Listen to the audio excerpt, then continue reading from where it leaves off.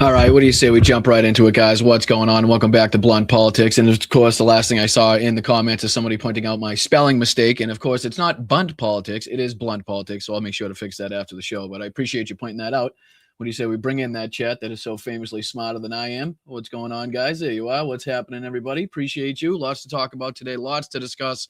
We'll be calling out a lot of the hypocrisy that we've been hearing about and listening to from the right over the last few days, whether it be from Greg Kelly, whether it be from Sean Hannity, whether it be from Jesse Waters, whether it be from all of these same people that were out there, out and about defending people like Kyle Rittenhouse and others, with their right to carry a weapon, but now have changed their story entirely now when it comes to what ICE has perpetrated in Minneapolis over the last few weeks. We'll be diving into several different articles talking about the Pee Wee German, Greg Bovino, apparently being out. There's kind of conflicting reports on what exactly has happened. Some say he's been fired. Some say he's been demoted. Some say it's just kind of, a shift in the cards to kind of send him elsewhere. So we'll be diving into Axios, the Atlantic article. New York Times has also written about it. We'll be diving into a few other aspects of it as well.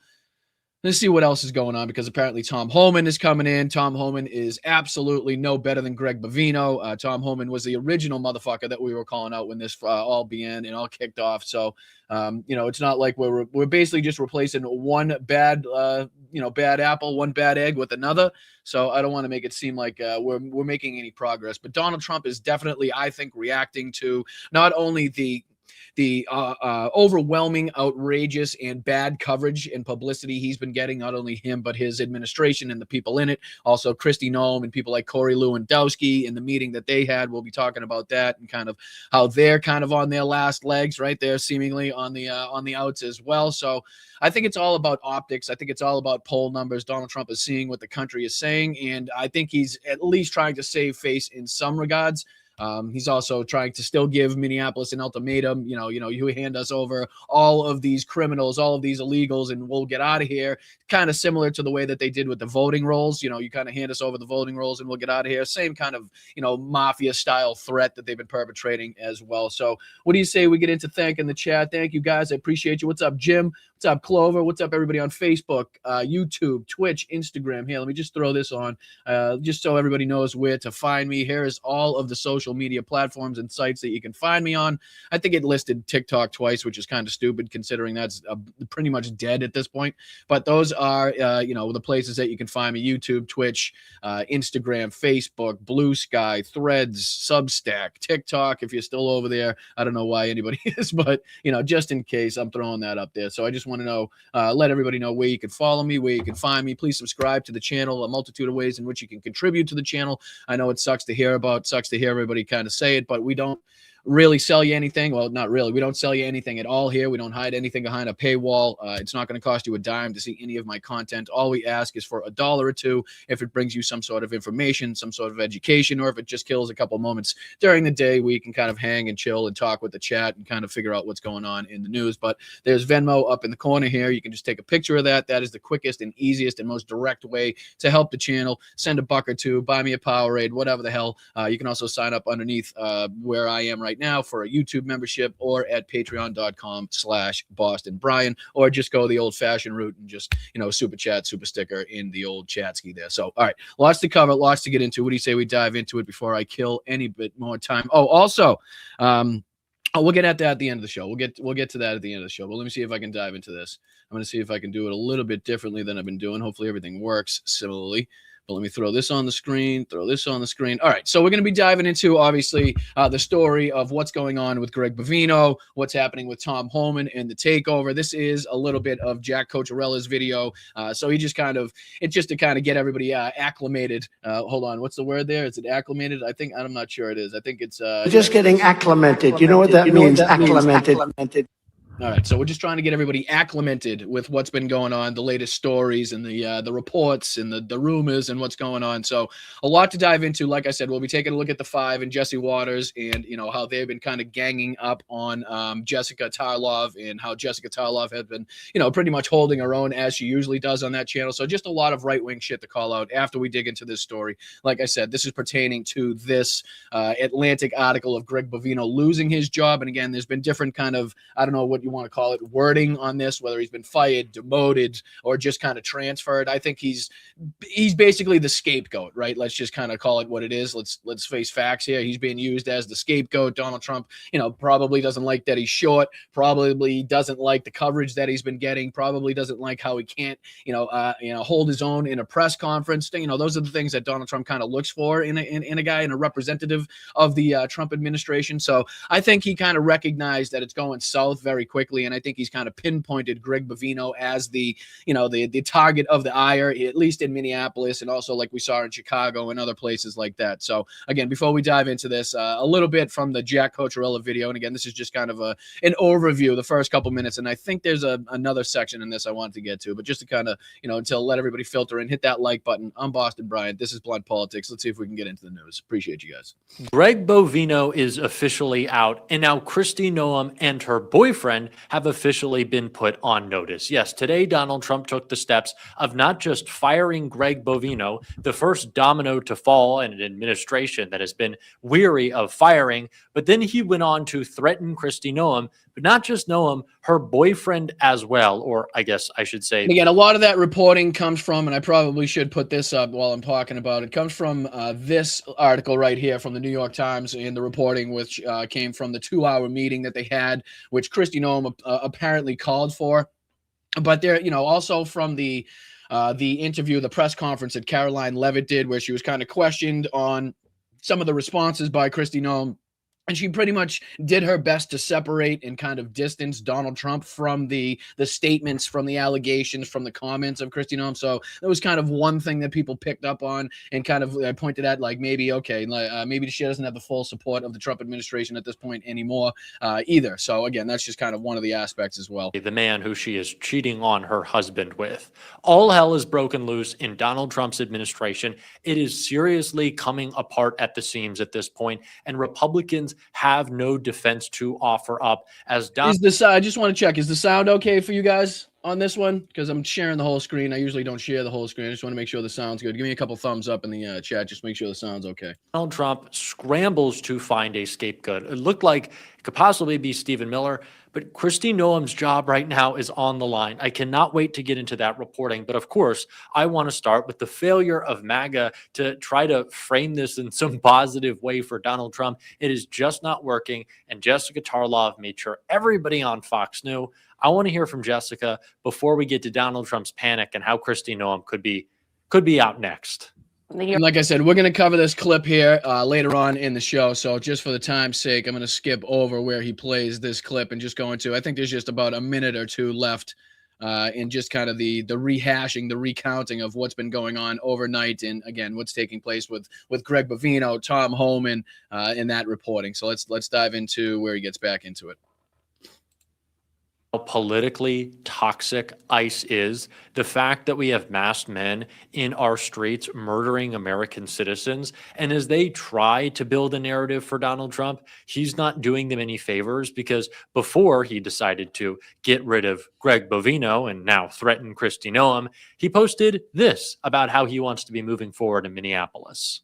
I just had a very good telephone conversation with Mayor Jacob Fry of Minneapolis. Lots of progress is being made. Tom Homan will be meeting with him tomorrow in order to continue the discussion. So again, we don't even have to go back very far in the timeline or Donald Trump's Truth Social post to see like how far these rhetoric has changed and what he's been talking about with Jacob Fry and with Tim Walz. Right before, he was calling them insurrectionists, talking about how they should be locked up and they're basically committing treason against the United States of America. Now, all of a sudden, after the reporting of his poll numbers being at the lowest that they've ever been, after the backlash that he's seen, after the uprising in Minneapolis, it seems to be like he's changing his tune. And again, that's why we've kind of, everybody's putting together not only this, but the shift with Greg Bovino, them kind of saying that we're somewhat teasing getting ICE out of there as long as you kind of comply with this, that, or the other thing. So it's, they're definitely easing a little bit on it, or they're at least kind of reacting to the reaction to what ICE is doing. You know what I mean? Thank you for your attention to this matter. So, of course, Greg Bovino was fired, but him and a lot of his ICE thugs. And again, I'm diving into that as well because a lot of people are calling it fired. A lot of people are saying, demoted. A lot of people are saying it just kind of switched back to where he was to begin with. You know what I mean? But this is all stemming from this Atlantic article, I believe, where Greg Bovino, titled "Greg Bovino Loses His Job. The Border Patrol Chief has been ousted from his role as commander at large, quote unquote, and will return to El Centro." But what isn't a question anymore is the fact that Greg Bovino will not be involved in what takes place in Minneapolis to the extent that he was. What comes from this, I think we still kind of have to, it still remains to be seen because, a lot of people such as Trisha McLaughlin, like this post was kind of confusing a lot of people after the Atlantic Post went out where, she put out that Chief Gregory Bovino has not been relieved of his duties. As the press secretary stated, the White House podium, he is a key part of the president's team and a great American. And also Caroline Levitt's comments basically stating that he will still be fully involved in running, the department that he was running before. So it remains to be seen just what the extent of this move is, or if this is just, again, just for pure optics, just recognizing that, everybody hates this guy. The news and the lies that he's told have just been so egregious that it's just the only move that they could make right now is just to get him out of the spotlight but really not removing him from the process, not removing him from the leadership. Again, it remains to be seen. So again, I'm not going to be out here saying that he's gone for good or been fired because, again, it's been reported 7 different ways from Sunday. So I'm just kind of giving you everything, and you guys can make your own accurate depiction. Kind of come to your own conclusion. After seeing what's been reported and seeing what are we gonna see in the future? Are we gonna still see him? Is he still gonna be involved, or is this the last that we've seen of Pee Wee German? You know what I mean? But again, this post was confusing a lot of people. It went kind of against what was reported here. His Bovino sudden demotion is the clearest sign yet that the Trump administration is reconsidering its most aggressive tactics after killing Saturday of 37-year-old Alex Preddy by Border Patrol agents under Bovino's command. Earlier today, President Trump appeared to signal in a series of social media posts a tactical shift in the administration's mass deportation campaign. That's what we were just looking at, where he spoke about his conversation with Governor Tim Walz. Tom Homan, he also talked about Tom Homan's going to go in there and take over. Same thing that Caroline Levitt said, and the two men are now on a, quote, similar wavelength, he said. Tom Homan, the former ICE chief, whom Trump has designated the border czar, will head to Minnesota to assume command of the federal mobilization there. And again, fuck Tom Homan. He is absolutely, to me, in my opinion, no better than Greg Bovino. Greg Bovino was just an outright Nazi, an outright thug, right? Where Tom Homan doesn't represent that as clearly, but still wants to be that. Like, he's the person that was out there to begin with telling us how brutal the campaign was going to be, how it doesn't matter who gets wrapped up in it or how many people have to be hurt. These were Tom Homan's original statements. Like, to me, Greg Bovino came in afterwards when it was, Chicago and the people rappelling down from the building, and he was kind of, really kind of featured getting in and out of his truck and making fucking gestures and symbols and what he was wearing. To me, it was the original fucking hack was Tom Homan. And I know that Caroline Levitt tried to come out and show a picture of where Barack Obama gave him some fucking medal before. I don't give a fuck, right? I'm pretty sure that in some regard you could find, I don't know, a serial killer that won a fucking spelling bee at some point, right? I'm sure you could find a serial killer that was at some point, applauded for something that he did, but he didn't turn out the way that everybody thought he was gonna. You know what I mean? Like, I don't think, Hitler was once known as a shitty artist, right? He was once known as a degenerate corporal, not so much the fucking brutal dictator that tried ending, the world. So again, it doesn't matter what he was once praised with or praised by. I don't give a fuck. What I'm going to judge him by is what he's saying and doing now. And what he's saying and doing now is no different, really, than what Greg Bovino was saying or doing. So again, it remains to be seen, and everybody likes to say this is like a sign of them kind of fucking pulling back. But I'd like to see what Tom Homan really tries to do, what he really wants to implement, and what's actually going to change before I make any determinations on that one. You know what I mean? So again, this was also something that was we were going to talk about here by Axios that was reported, some kind of insider reporting at was what was taking place inside of the Trump administration during this whole fucking debacle. This Axios article is titled, quote, "It was a mess inside Trump's pivot on Minnesota." So if you'll allow me, let me make this a little bigger on the screen. I just want to dive into a little bit of this, if I may. Might take myself out of the way so you can see. Get that out of there because you don't need to see that. All right, let's get through just a little bit of this. So President Trump surged immigration forces into Minnesota earlier this month, promising, quote, reckoning and retribution. Now he's sounding a rhetorical retreat. Again, maybe that's just what he wants you to believe. And this goes over the whole aspect. So why it matters, the Saturday killing of protester Alex Preddy, and the video showing how Trump administration misrepresented it, drove the president to uncharacteristically de-escalate on Monday. It's fucked up was a quote, and POTUS knew it. He needed to be unfucked. The administration advisor told Axios. So this is apparently some anonymous administration advisor that said it's fucked, and POTUS knew he needed to unfuck it.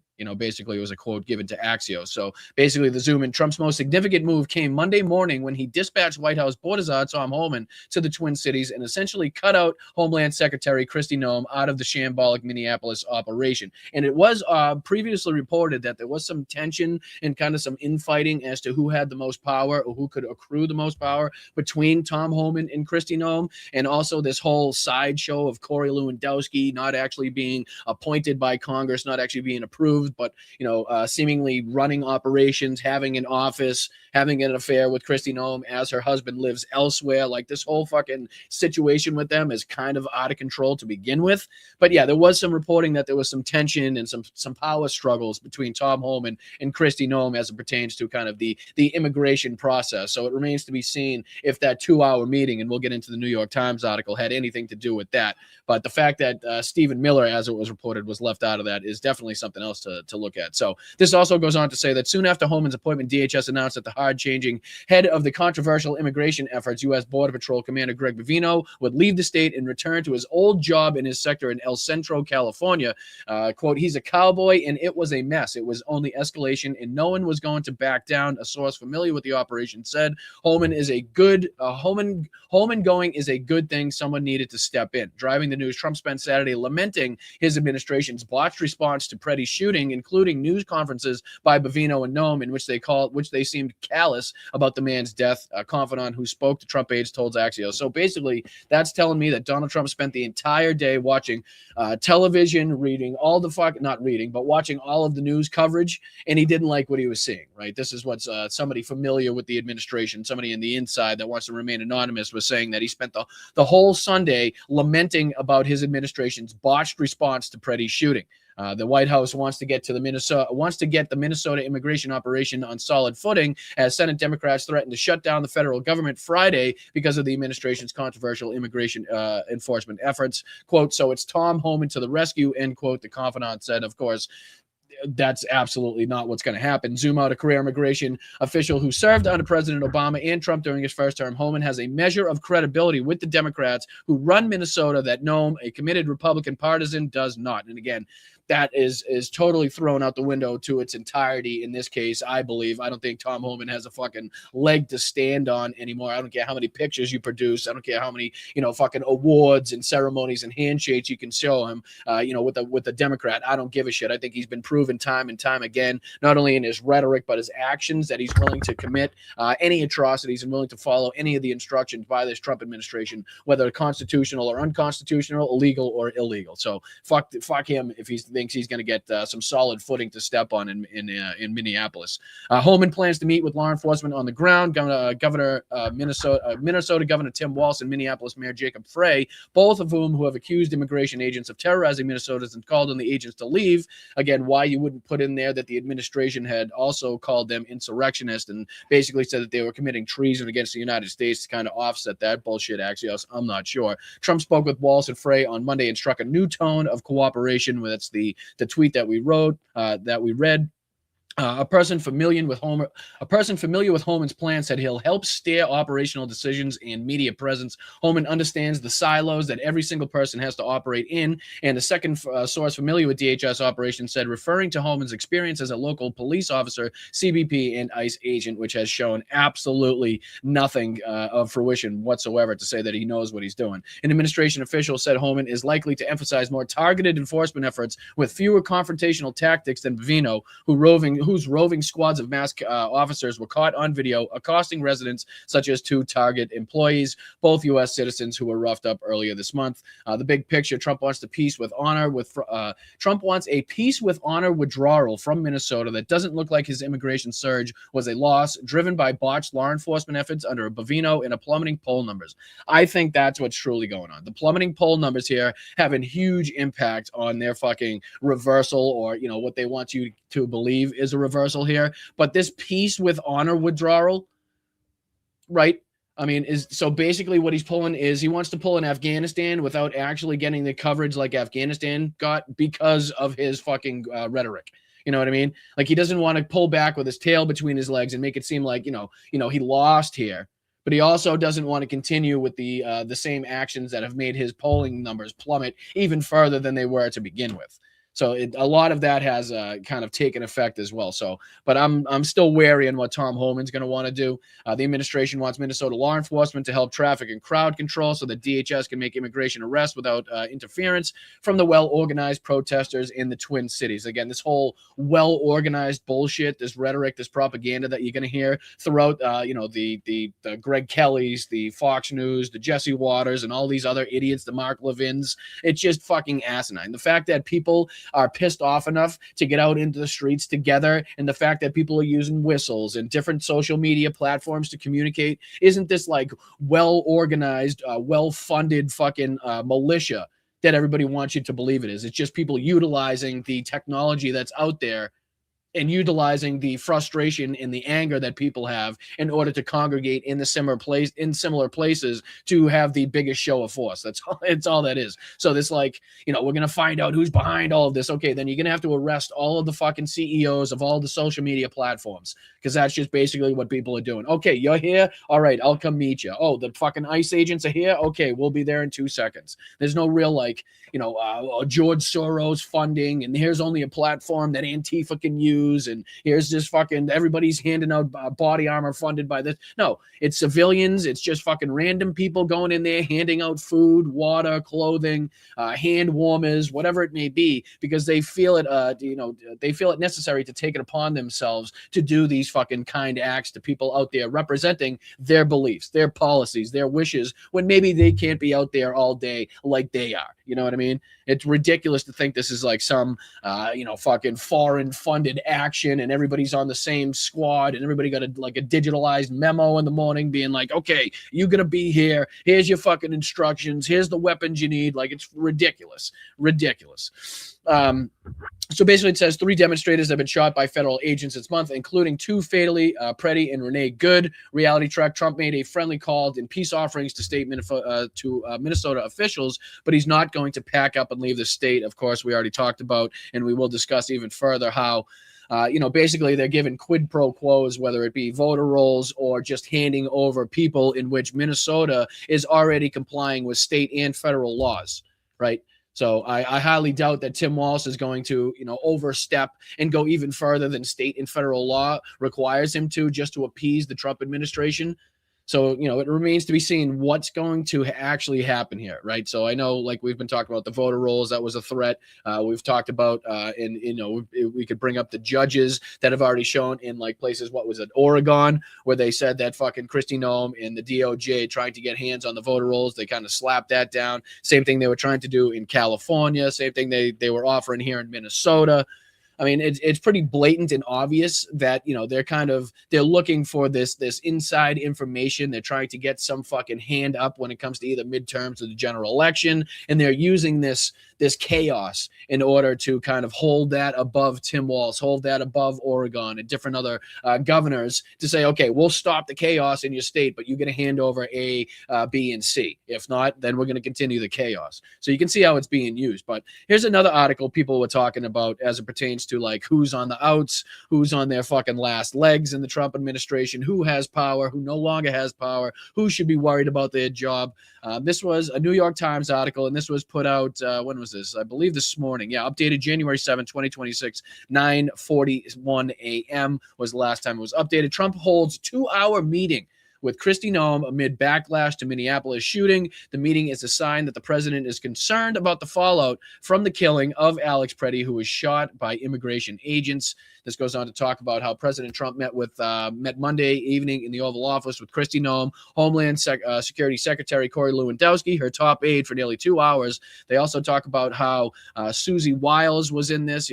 Chief of Staff Susie Wiles, Caroline Levitt, Stephen Chung, his communications director, but that Stephen Miller, a top aide to Mr. Trump, who oversees the administration's immigration strategy, was not part of the meeting. So I don't know what you can read into that, but Stephen Miller is Donald Trump's right-hand man when it comes to immigration. The same son of a bitch, the same decrepit, sick son of a bitch who was responsible for Trump's immigration policies during COVID, who was responsible for, the shutdown and all of that. What was it, Title 42, if I'm not mistaken? He had been dying to implement that for quite some time.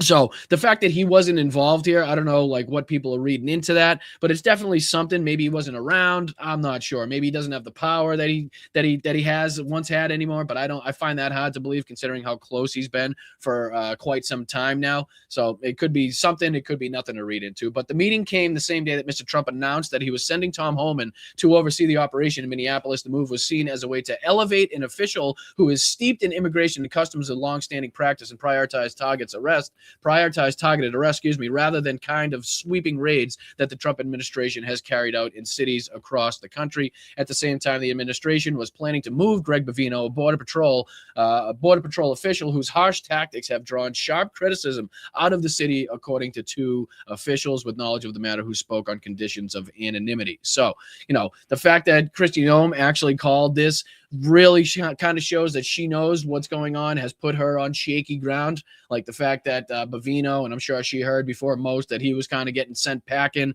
whether that's just being scapegoated or that's just kind of hide him behind the scenes while he continues to have a lot of interaction with the the policies and the actions of Border Patrol. Who knows? It remains to be seen. But the fact that she called this, it definitely shows that she knows she's on thin ice, as it were. So this is the latest, echoing white supremacist, NATO chief. So this is just a bunch of other things. So yeah, that was just the latest on that 2-hour meeting. So just something else, another one of these things to point at where it's very fucking apparent that it is chaos not only in the streets of Minneapolis but inside the Trump administration. They are shitting bricks, whether it comes to the polling numbers, whether it comes to the public backlash, whether it comes to the media coverage, right? They know that they are in a fucking deep hole, and they're trying to get something out of it, right? If they can get the voter rolls, or if they can get a win where they can announce, okay, all of the illegals that are in fucking state and federal custody right now in Minnesota have been turned over to ICE and Border Patrol, they'll take that as a victory, and they'll get all their fucking people out of there, and they'll just kind of rely on the fact that they can say, oh, we rounded up this many people. So you can see how they're trying to get some kind of fucking save face somehow in this situation, but it's not looking good for these people one bit. And again, if we could continue here, here's a CNN. I just want to dive into a quick bit of this, and then we'll dive into the 5 from Fox News, where again Jessica Tarlov is fighting for her life on there against absolute psychopaths on that. And then we got some hypocrisy from both Kash Patel. We got MAGA calling out Kash Patel for his hypocrisy. We got Greg Kelly. I'm going to do a couple dive backs, a couple callbacks, whether it was Greg Kelly talking about Kyle Rittenhouse in 2021. We'll talk about and listen to his rhetoric then and how he was defending what he was doing and the carrying of a gun. And then we'll just compare that to what he's saying now about Alex Preddy and what ICE is doing, and see if we can just kind of pinpoint the hypocrisy. And then obviously this kind of sick fucking video kind of stirred this all on for me, because Greg released that, who claims to do a closer look at Alex Preddy when really all he's trying to do is trying to assassinate the character of Alex Preddy after he was just assassinated by federal agents. So this is what pissed me off, and it really got me thinking, okay, what did you say about fucking Kyle Rittenhouse? That's what I really want to know, because videos last forever, the internet is for fucking ever, and it shouldn't be too difficult for me to find, the bullshit that you were spewing about Kyle Rittenhouse, and it really wasn't. And that goes for Mark Levin as well, and then what he's saying now. So we got a lot more to dive into. Hit that like button. What do you say we dive into this quick CNN coverage of White House shows first sign of retreat in Minnesota, just kind of reiterating what we were just covering in those few articles. So let's dive into it. Hit that like button on the way in. I appreciate you guys. Let's go. The Trump administration is changing who's in charge of the ongoing immigration crackdown. So is this a sign that the president is backing down? Today, Border Patrol Commander-at-Large Greg Bovino, he's seen here in this archive video throwing a gas canister at protesters last week. He's going to be leaving town. He's expected to take some of the 3,000 federal agents in the city along with Yeah, that's another thing too. So not only is it Greg Bovino, but apparently it's been reported that some 3,000 of the federal agents and the officers, quote unquote, that were kind of working with him have been removed from the situation, have been removed from their duties, as well from this situation. So that's another thing to report on there. So like Tom Homan's bringing in his all new people, all new. I'm not sure how that's going to work, but the fact that they're bringing everybody out that was involved with Greg Bovino, just like they did after the shooting of Renee Nicole Good, just like they did after the scene of Alex Preddy. Basically, they're just trying to remove themselves from any investigation. They're trying to remove themselves from any culpability, all right, any involvement, anything that was fucking illegal that took place while they were here. That's my belief. Like, so take you and your people, all get them out of here. Take all the evidence, take everything, fucking all the body armor, all the people, all their statements, all their comments, get them out of here. And let's just fucking totally just, put our blinders up and say that never happened. That's what I believe they're trying to do. The White House says border czar Tom Homan will take over the operation. For protesters on the ground, Bovino's exit is only a first step. Good riddance. Couldn't have came sooner. And, but I mean, that doesn't mean everything stops, right? We can't take back what happened before, but we're still living in trauma from Renee and countless other people, right? But now we have this, that he came to our community and caused all this damage. It doesn't just go away because he leaves, and then who? And she's 100% right. She's 100% right. The fact that we need to keep our guard up, the fact that we can't be like, oh, let's sit back now that Tom Homan and he's not, people may think that he's not as bad as Dan Bovino. I've seen absolutely nothing from Tom Homan so far to show that he is any better whatsoever than fucking Greg Bovino. If anything, he was the fucking original gangster. He was the original piece of shit. He was the original Gestapo leader that started all of this. So no, she's 100% right. The fact that this doesn't end because Greg Bovino's out. This doesn't end because he's in another state. This doesn't end because the borders is now here to clean things up. You still need to be vigilant. We still need to be active. We still need to fucking make it known that we're out there peacefully protesting, and we're not going to stand for any more of this bullshit. Comes next, and what happens next? Joining me now in the group chat, Alex Thompson, CNN political analyst and national political reporter at Axios, Audrey Fahlberg, National Review. Let me see, because there was one part in here. We don't have to dive into this whole thing. But, I just want to listen to Tim Walsh's statements here. There we go. We've laid out the case that we do the right thing. We don't want criminals here, but we also recognize that someone coming here to find a better life should be treated with dignity, that Americans shouldn't be fearing for their lives to go out of their house just because of the color of their skin. And the atrocities we're seeing, and I think Donald Trump understands it too. Group chat is back. I want to talk about this tonal shift for both of them. First, I think for the longest time, I have heard this argument over the last couple of days, especially from conservative and right-wing voices that say basically there was a far left organization that kind of put Preddy in harm's way and turned him into a martyr, that this is all part of a strategy. And that's what I want to focus on. The fact that they're now trying to make it seem like this is some big fucking ploy. This is like all of a sudden, again, they're trying to make it seem like this, how they designated Antifa a domestic terrorist organization. Like they're trying to make it seem far more organized, far more funded at all, right? And they're trying to make it like seem like it's an active fucking I don't even know what they're trying to make it seem like, an active insurrection almost, you know what I mean? When it's just really the American people out there because they all feel the same fucking way, right? They're all frustrated. They're all pissed off. They don't want to see this happen in their community. They don't want to see it happen in other people's community. This is no longer a partisan issue, right? This isn't Republican against Democrat. This is fucking human against fucking monsters, right? This is good versus evil, right versus wrong. Whether or not you care about your American citizens, your American people, your American brethren and your sisters, or you don't. This has nothing to do with fucking partisan lines. This is now you witnessed something. Now you fucking tell me what you witnessed, and now tell me if you're going to act upon that, or if you're going to fall for the fucking propaganda and the lies and go against with what your eyes just saw.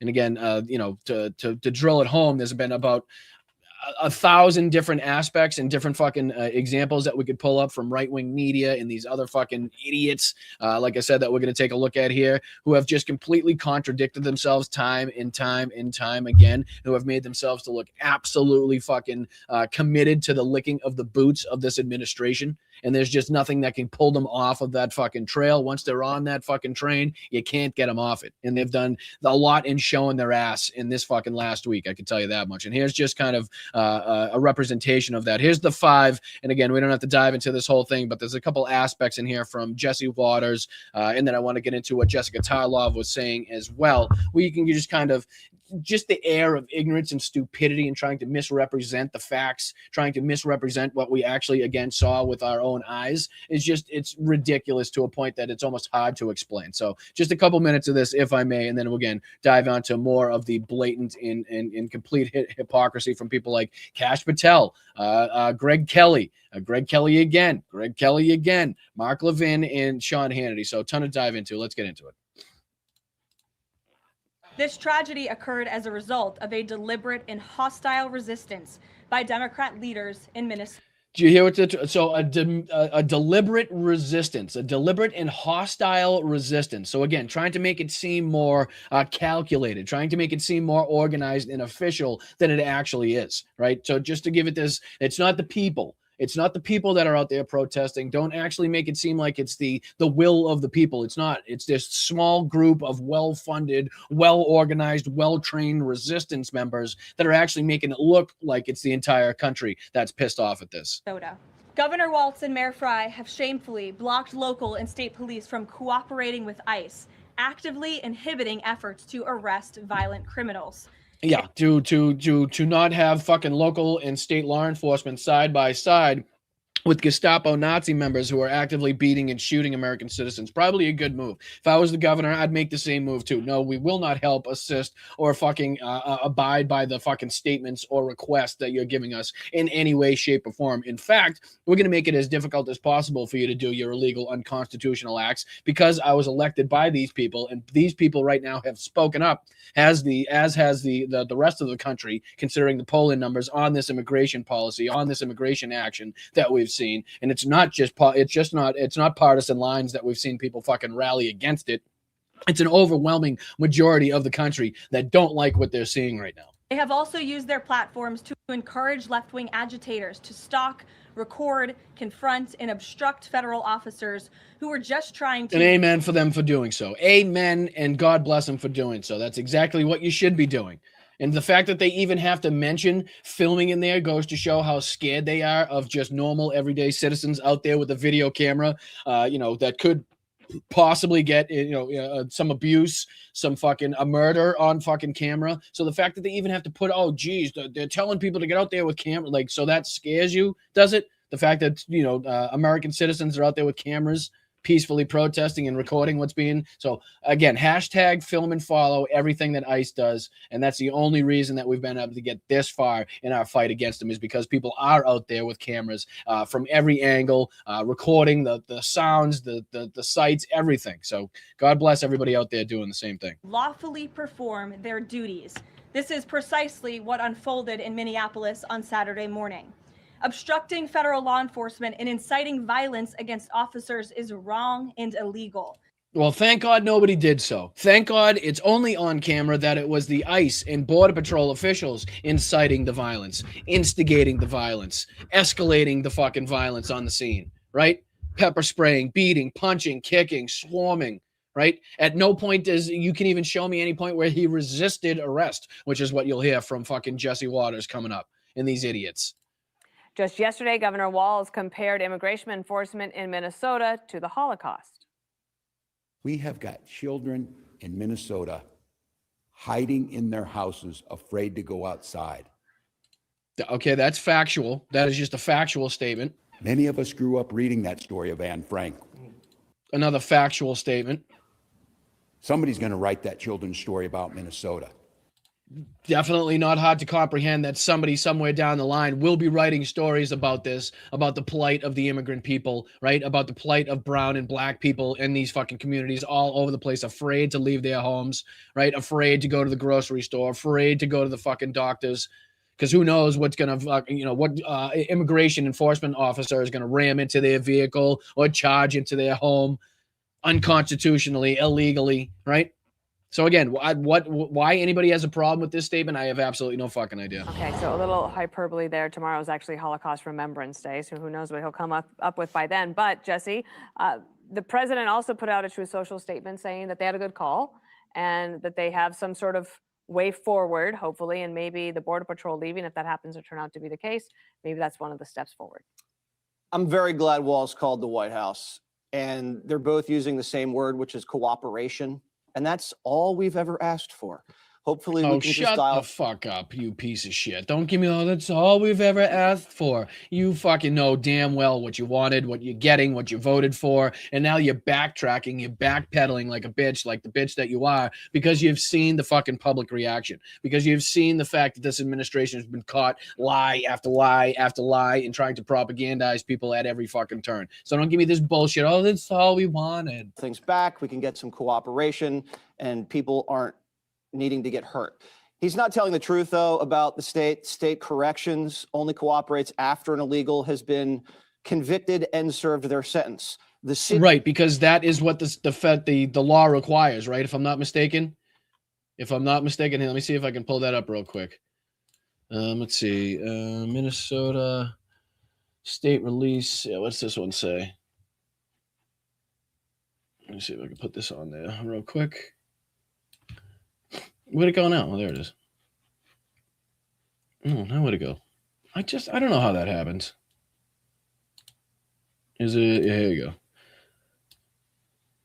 Put this up here. So this is the Minnesota Department of Corrections policy requiring notifying ICE when undocumented immigrants convicted of felonies are released from state prisons, and they often transfer custody to federal immigration agents. However, local policies vary. For instance, Hennepin County Sheriff's Office has a directive from 2021-01 not to honor ICE detainers or notify them of releases from county jail. Right. So can you guys see this? Make sure you guys can see that. Yeah, you can. So state prison releases. The DOC complies with the federal request to transfer custody of undocumented inmates to ICE after they complete their sentences. In 2025, 84 inmates were turned over to ICE upon leaving state prison. Local jail policies, Hennepin, like we just read, said that they voted to have a directive 2021-01, which instructs staff to not honor ICE detainers and notify ICE of an inmate's release date unless required by a court order or warrant.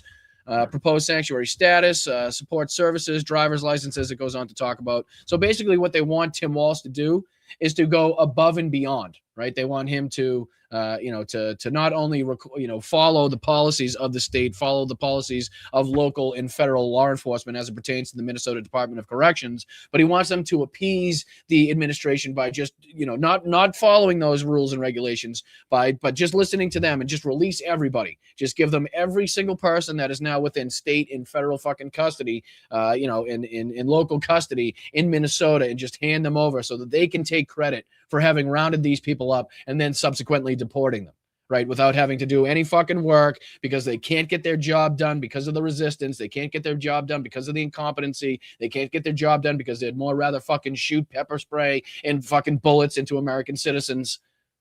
So now what they're trying to do, this is the equivalent of them going into the Lowe's and the Home Depot parking lots when they say they were going into, the ghettos and the gang fucking infested areas to get the murderers, the drug dealers, and the rapists. Instead, what we saw them do is to go into Home Depot and Lowe's to round up the fucking innocent people looking for an honest day's work.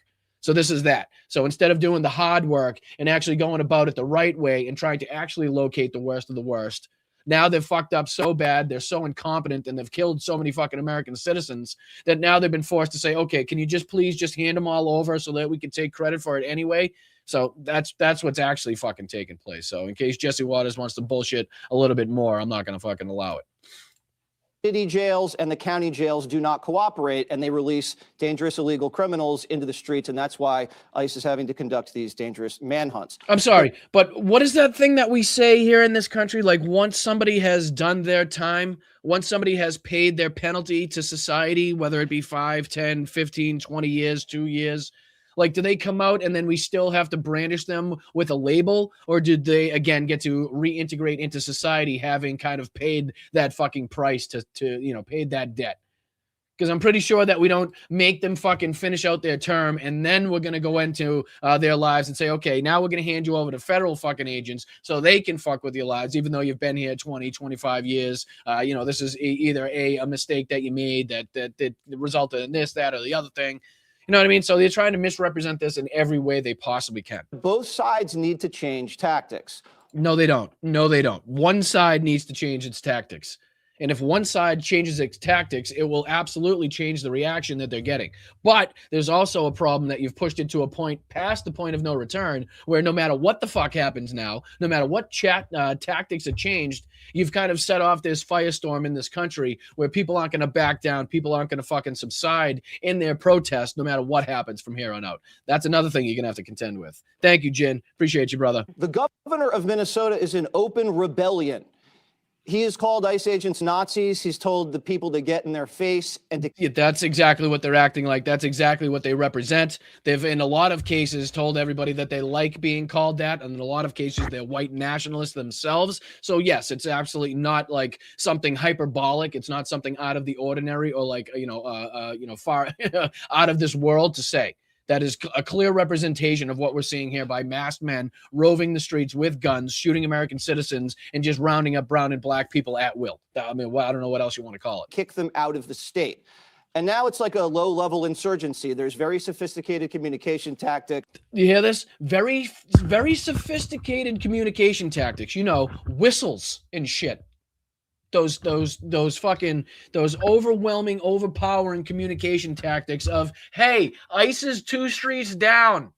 Yeah, they're down there 2 blocks over on the left. Or, hey, on social media, guess what? A protest where we're going to congregate at 57th and fucking 17th over here. And they put that out on Instagram. And then people, those sophisticated methods of communication is now trying to be represented as like a military force. Right, this paramilitary force that has been well funded by this fucking guerrilla army somehow. You know what I mean? That's what they want to get the American people to believe. It's not just everyday Americans. It's not senior citizens down to millennials, down to Gen X, down to Gen Z. Right? It's not everybody in between. It's not surfers. It's not bikers. It's not fucking blue collar workers. It's not bankers. And everybody in between. No. You can't believe that. It's blue-haired, tree-hugging liberals that have been paid by George Soros that are fucking well-funded, well-organized, and they're like a paramilitary group. That's what they want you to believe. There's like food drops. There's supply chains. It's crazy. Food drops, the food drops in which, different people just kind of set it up on their own. Friends get together, will make a bunch of meals, go out to the protest, hand them out because it's minus 10 degrees. Or, hey, let's buy a bunch of hand warmers for people. Or there was a video just the other day of this guy. Let me see if I can just find this real quick. Because a guy kind of drove by the lines. Truck passes the lines to deliver, I believe it was gas masks, if I'm not mistaken. Let me see here. A group of handout riot gear in LA. Nope, that was before. I might not be able to find it quick enough, but there's videos if you kind of search hard enough online where a guy just drives past the roadblocks and just fucking pulls up. Everybody thought he was there to do something like, malicious or, there to do something to the protesters. He hops out and he just starts fucking handing out gas masks. He's got a bunch of boxes in the back of his truck. Who knows? It could have been all of, different material, different, gas mask, body armor, whatever it was. But he said, have at it. Everybody, it's all free. Take the gear. He had enough. He was fucking done with what ICE has done. And he just wanted to help people. So that's like the level of sophistication that we're talking about here. Just random generous citizens out there pissed off enough at what this government is doing to fucking take it upon themselves to go out and help other people that are in the same camp that they are, right? They have stormed into churches. They have broken into hotels. They've looted. I'm sorry, is that ICE that you're talking about? Or I blanked for a second there. I know we were talking about something else, but you said going into churches and hotels and shit. So I didn't know if you meant like the things that ICE has been doing. Cars, they've lit fires, they've kicked, they've bit off fingers. They've kicked. Oh no, are you okay? Are your shins okay, buddy? Oh Jesus, man. Fucking the alpha male Jesse Waters. They've kicked. of federal immigration police. He'd So- go well with Greg Bovino, I'm pretty sure. If Greg Bovino and Jesse Waters got locked in an elevator or trapped in an elevator for several fucking hours or several days, they'd be just happy together. They'd be just fine. So out of control. And now they're aiding and abetting dangerous foreign nationals who are What? Where's that happening? Where'd that story come from? Please show me the article on that one. Where are we aiding, abetting dangerous criminals? fugitives from justice. Where? And how? When? Why? Can somebody ask him that, please? Idiot. what ICE needs to do in order to change tactics is stick and move. You're sitting ducks for 6 weeks and you have no backup from feds and you have no backup from the locals. And you've announced. I'm sorry. This is the force that to a certain extent definitely overpowers with at least weaponry the people that they're facing. Like that, those are the people that they're sitting ducks. Are they the people that are actively perpetrating the violence and aggression upon the peaceful protesters? I'm sorry. Are you trying to make them out to be the victims? Is what you're doing in this case? I thought they were like the all-powerful, this fucking SWAT team of well-trained, highly trained, fucking highly professional, fucking military forces that were out there. Now all of a sudden they're like, oh, geez, they need police action and cover. Really, they're gonna get their shins kicked in. It's a big deal. Like you should see what's happening. They got big bruises and stuff. Meanwhile, fucking American citizens on the other side of the lines are dead. People are being blinded, right? People are being fucking, irreparably harmed for the rest of their life with different fucking health issues, whether it be from flashbangs, pepper spray, you name it, just the cold being out there. To the entire country that you are in Minneapolis. You don't need to do that. You need to be more stealthy. Okay, right. Jesse wants you to be more like, the secret police. Not so much like the loud and the brash and like the noticeable Gestapo. He wants you to be like the Geheimstaatspolizei, right? Not the Gestapo, but the Geheimstaatspolizei. They want you to be more like shady, behind the scenes, just kind of fucking sneak up on people, snatch them into vans that are unmarked. That's what Jesse would rather see. Don't like announce where you're gonna be. Don't have badges and masks on so people know who you are. Just go around in plain clothes so nobody can tell the difference. That's what Jesse wants. Thinking like a boxer does not stand in the middle of the ring with his hands down and just gets hit and just gets hit. What the fuck do you know about boxing? A guy that literally had to flatten his girlfriend's tires so that she had to fucking need a ride from him so that he could hit on her? That's the guy that's going to teach you about boxing? I doubt it. And nobody stands in the ring like this, Jesse. Sorry. When's the last time you saw a fucking boxer besides Jake Paul maybe stand in the middle of a ring like this? Yeah, bitch ass. Or even Tyson had head movement, okay? He had defense. Man, what I would pay to see Tyson fucking knock his block off. He can hit hard, but you move away. That's what they need to start doing. The guy who brings a loaded firearm concealed into a dangerous fugitive operation is crazy. You do not bring a loaded gun and start violently and physically resisting and obstructing. Well, then it's fucking really good that he didn't do any of that shit, right? It's really good that he didn't violently start doing anything like obstructing, right? He didn't violently start resisting or anything of that. None of that's been shown in video. None of that's been shown with the fucking body cam footage. I can guarantee you that. It just didn't fucking happen. It didn't fucking happen. And not to mention the fact that this firearm was never even an issue to begin with when the original escalation started, when the original fucking violence and the original fucking thuggery was starting, when that fucking agent was pushing with two fucking full fucking arms that lady over the snowbank. And all Alex did was just, again, the bare minimum that anybody in that position would have done is just kind of step with one arm in front just to fucking de-escalate the situation, allow the woman the time to get up, stop the pepper spray from happening. I mean, literally the bare minimum. And that's when they decided to attack him. Again, after they had already pushed him to the side of the road because they didn't like the fact that he was filming and recording with his fucking cell phone.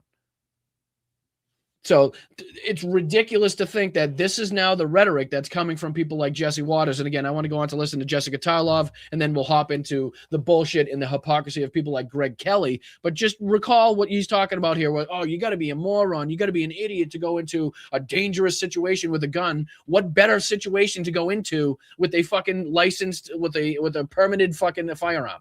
I'm sorry. You don't go into nice situations with the right. All the more reason, if you think you're going into a dangerous situation, to have that firearm that you're legally allowed to carry.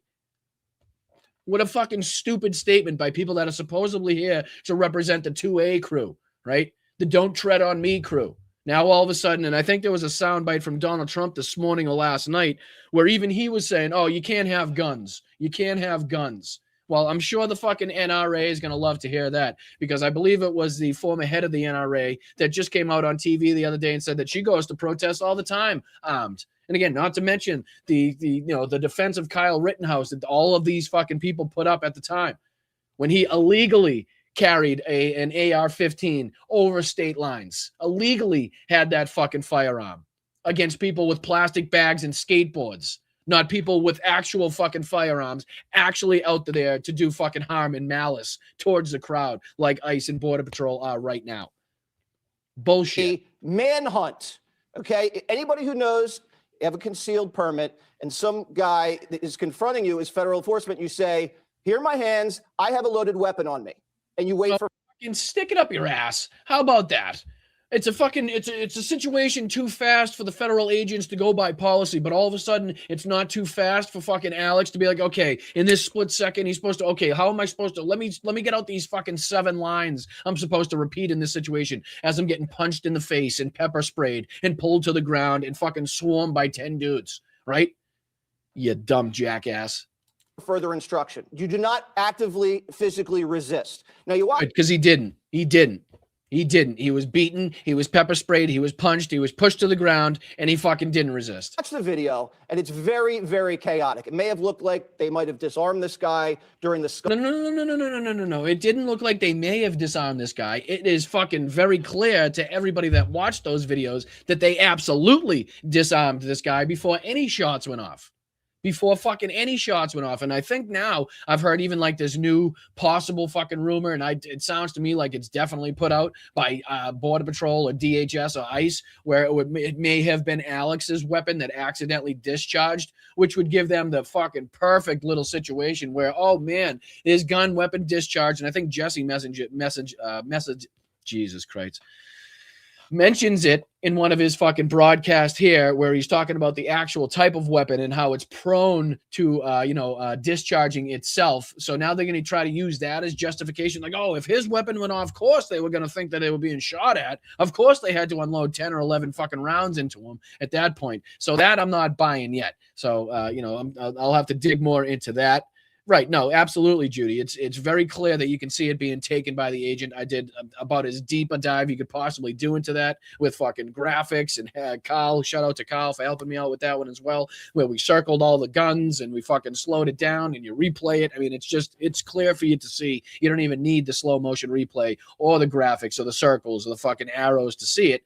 It's clear to see in real time with your own eyes. So again, I'm just going to, for lack of, we're going to have to hear more bullshit from these idiots, but I'm just going to dive into where Jessica comes in, just so I can hear her side of the story here, just to even out the insanity on the 5. Here we go. Homan is going to Minnesota. Now the Border Patrol is leading. Right. The president was forced to make that decision because what happened to Alex Preddy, that he was murdered, was not divisive and was not partisan. It was clear as day. And there are video analyses up in the New York Times and the Wall Street Journal have both done incredible reporting on this, that you can see clearly that an agent had taken his gun already. I think it's the one wearing the black coat.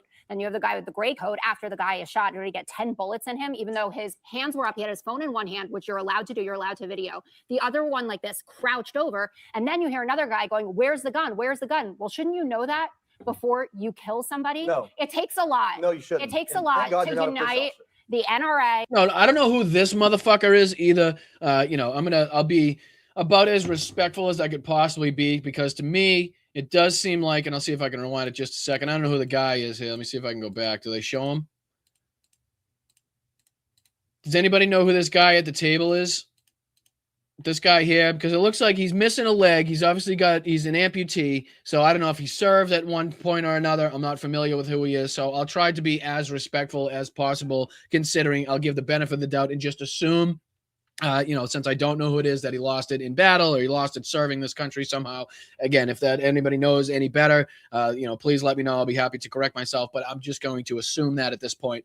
But fucking thank God this guy isn't a fucking cop. as he just said to Jessica. Thank God that this motherfucker isn't a cop, because as he's going to go on to try to assume that it's somehow punishable by death, that if you're a permitted licensed carrier of a weapon, even if you don't have your ID or the permit on you, which is, I believe, a $25 or $30 fucking penalty in the state of Minnesota, right? Again, not punishable by death. That doesn't relinquish all of your fucking licensing. That doesn't relinquish all of your fucking rights as a permitted gun carrier. In that, it may be an infraction, right? But again, a lot of the times it's probably going to be fucking waived. A lot of the time, again, you'll go in there and pay $20, $25 and it's fucking over with. Again, nothing that you're going to be shot over. So the fact that this guy, whoever the fuck he is saying, thank God Jessica's not a police officer. No, thank God that this motherfucker is not a police officer, because there'd be a lot more dead Americans out there if there were. You know what? It's going to exonerate all the agents. You're completely right. Stephen Miller saying an assassin. Let me go back a second, because I skipped ahead to try to show you guys here. My apologies. Here we go. Black coat, and you have the guy with the gray coat. After the guy is shot, you already get 10 bullets in him, even though his hands were up. He had his phone in one hand, which you're allowed to do. You're allowed to video. The other one like this, crouched over. And then you hear another guy going, where's the gun? Where's the gun? Well, shouldn't you know that before you kill somebody? No. It takes a lot. No, you shouldn't. It takes And a lot thank God to you're not a police unite officer. the NRA. No, you shouldn't know where the gun is before you discharge your firearm. That's what the guy just said. No, you shouldn't know where the gun is in this situation before you, as the law enforcement side of things, discharge and shoot into the suspect. That's what this guy wants you to believe. You don't need to know where anything is. So I don't know how he did things or where he came from, but I'm sure if he did serve in the military, that's not how fucking homies played. Okay, I'm sure there's rules of war. Okay, there's rules to engagement. And I'm sure there's different fucking things that you need to look for and actually have cited before you can actually take action. So if anybody should know that, and again, I'm assuming that this guy was some sort of military service member and he lost his leg. If not, and it happened somewhere else, then again, I'm just doing my best to try to stay as respectful as humanly possible to this situation. But again, not how they carried out things. And the fact that this guy's now saying you don't have to know where the weapon is before you discharge yours is fucking asinine. And Greg Abbott and other major conservative forces in this country against the Trump administration and the way they're doing immigration enforcement. The First Amendment, the Second Amendment, and the Fourth Amendment have all been violated by the way that they are carrying this out. And people saw it clear as day, and that's why they responded this way. And the president, who I think most of the time has better instincts than Stephen Miller or Kristi Noem, could see this for what it was and knows that there has to be a change in course. But this rush to come out and say, again, like Renee Good, that he's a domestic terrorist.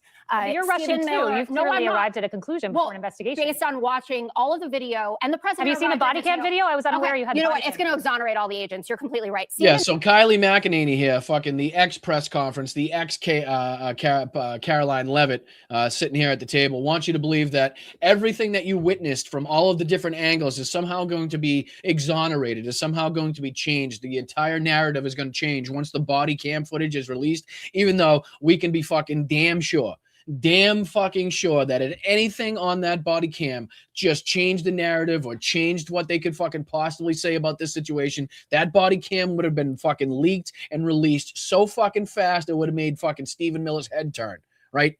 That shit would have been out on the press, out by Fox News, out by OAN in a heartbeat if they had anything to suggest, oh, hold on, we can use this to justify the actions. The fact that that hasn't happened shows us that they don't have any of that. There is nothing else on that footage to show anything other than what we've already seen from the fucking crude footage from all of the different angles. So Kayleigh McEnany now wants Jessica Tarlov and wants you, the American citizen, to be held to a higher standard than Kristi Noem, than Dan Bovino, than Tom Homan, than Stephen Miller, than Donald Trump. When they come out and before an investigation even happens, label these people domestic terrorists, label these people as wanting to go out there and inflict harm and cause fucking death to these fucking ICE agents and Border Patrol agents, because that's what they did. But the fact that now we've seen with all the footage, and now that Jessica Tarlov is saying it's clear-cut evidence of murder, as fucking the majority of people that have seen this are saying, now she's going to hold Jessica Tarlov to a higher standard than Kristi Noem and the rest of these fucking bastards that are out there labeling people as domestic terrorists before any semblance of an investigation is done. So you see how kind of the hypocrisy begins here? Miller saying an assassin tried to murder federal agents, and this is your response. And J.D. Vance retweeting it says something about where this administration is and how they're considering it before and after the murder of Alex Preddy. And this will go down in history as a turning point for this. Greg Bovino wouldn't be leaving tomorrow if an innocent person wasn't killed. And the double standards that are being employed for how you have to behave versus how these agents have to behave is mind-boggling to me. Kyle Rittenhouse was a conservative hero, right, for walking into a protest, actually brandishing a weapon. But this guy who had a legal permit to carry and already had his gun removed, to some people, I guess, is some sort of instigator when he was actually going to help a woman who had been pushed down and tear-gassed by ICE. We have the right to protest. That should be upheld and respected, and it is not being. Jessica, did you call for an investigation after Renee Good? You did. Yeah. Well, So- yeah, after. So actually, are you calling for an investigation now, or are you course. just stating a conclusion? Because it seems like you've arrived at a conclusion before an investigation. I'm saying that Jesse said this is. Yeah, because this is a lot more fucking easily like this is a lot more easily deciphered. Like you can establish with what we've seen and all of the angles what fucking happened to a reasonable fucking doubt without having to do the go through the hoops that you had to do with the Renee Nicole Good, because that was standing in front. Was he on the side? Was he in the front? Where was the first shot going? It went through the windshield, but where was he standing? Then the second two shots went through the side. Did he have the there was a lot of other questions in that one. This one, to me at least, is a lot more fucking blatant and apparent. No matter what, that was blatant and apparent for Renee Nicole Good as well. So don't let me get it twisted on that one. But this one, to me, was even more clear. A clear-cut case of fucking, just a state-sanctioned murder on the streets of the United States. That's just what it was. So the fact that Kayleigh McEnany has no posts out there, talking about what Stephen Miller has said, what Kristi Noem has said, what Donald Trump has said about this, what Dan Bovino has said about this, what Tom Homan has said about this, but she's willing to sit here and talk about what Jessica Tarlov has said and how we're supposed to respect the investigations is just a blatant piece of hypocrisy that we could point out here on Fox News. This is divisive and it's partisan, and it's not. I don't. Right? No, it's not. I think it is irresponsible to call someone a domestic terrorism before you have the facts. So you agree with me? Yes, that I agree with you on that. Stephen But Miller. Well, that's funny. You've been really fucking quiet in calling out this administration. It's funny that you're now willing to admit that. You're just going to give that little stipulation here to make your case a little bit better, because you recognize how fucked up it is for these people to label Americans as domestic terrorists before the investigation even goes through. And not only that, to attempt to specifically assassinate their character, to hire opposition research to dig up these little fucking cracks and crevices and somewhat bad things, even though they couldn't with Alex in this case. That's what they're trying to do. They're trying to make it and justify the shooting by trying to assassinate the character of the people afterwards, the same way they tried to do with Renee, and saying that the girlfriend was known to beat and hit the kids and burn with cigarettes. All bullshit, all made up nonsense. The AI fucking arrest record, that was all put out there to try to get people to be like, oh, it's not that big a deal, it's not that bad, she had this going, and that same bullshit. But here's the point, Jessica. We've listened for 2 minutes. You are no different than Kristi Noem. Kristi Noem came out and bullshit. She's a fucking government official. She's a government representative heading an agency that is now tasked with with actions that are now involved in what's going on. Jessica Tarlov is a political commentator on fucking Fox. The two cannot be held to the same standard. The two cannot be held to the same degree. So if you're not going to the point you're willing to call out your co-host here to your left, and the point that you're not willing to call out the rest of these people is very blatant, and it shows your ass on national television, Kayleigh. It shows where you really lie, where your fucking true loyalties lie, and it's not with democracy, it's not with the people of this country, it's with this administration and trying to keep that money flowing through your pockets by brown-nosing Donald Trump and sucking up for what you definitely know within your mind is wrong. So that's just clear as day. And then the same thing that these other idiots are doing. Here's another example of the hypocrisy that you can look at. So here's a different look between Kash Patel and what he's saying now and what Kash Patel was saying in 2021 about Kyle Rittenhouse. This was posted by BTC. Puts Kash Patel today, quote, "You cannot bring a firearm loaded with multiple magazines to any sort of protest that you want." And then in 2021 about Kyle Rittenhouse, he was saying, "This is what Fight for Cash is for. We will help Kyle Rittenhouse." So again, here's just a clear example of the blatant hypocrisy that they're talking about. Now denying people their Second Amendment rights, now definitely pissing off the NRA. You can be certain about that. And now just lying about the fact and whether or not you're allowed to go to protest armed legally. So here you go. Here's a quick clip. This is about 20 seconds. You cannot bring a firearm loaded with multiple magazines to any sort of protest that you want. Yes, you can. It's that simple. You don't have that right to break. You do have that right. You absolutely have that right. I don't know what the fuck he's talking about. He's either ignorant or being fucking willfully ignorant at this point. He just doesn't know the law, or he doesn't want to stipulate the law right now because it doesn't fit with his agenda. And it definitely, makes him a little bit more scared, and his officers more scared to think that these people on the streets actually understand the Second Amendment, right?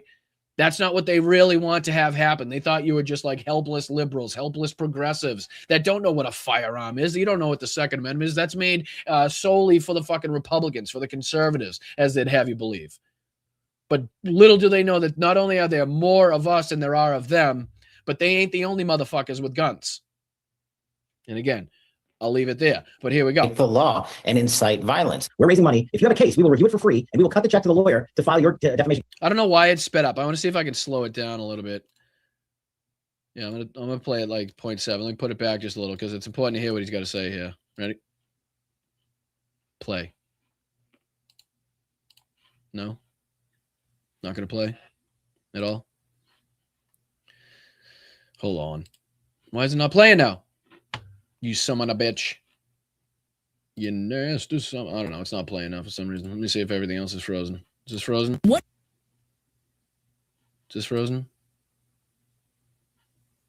What is your advice to the people? No, that's not frozen. Why is this frozen? Because it's Twitter and it sucks. That's why.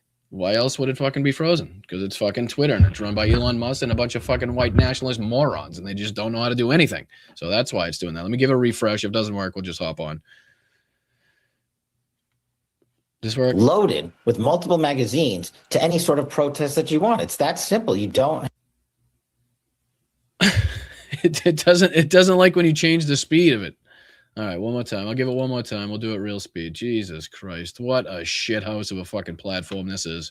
Good Lord. And again, if it wasn't for fucking news and the news sake, and if people posted everything that they posted on here to all the other websites, I wouldn't have to fucking go on here. But because that's just not a thing and people haven't fucking caught on yet, as a political commentator doing a podcast, it's just incumbent upon me to have to be on this fucking shit site. But here we go. One more time.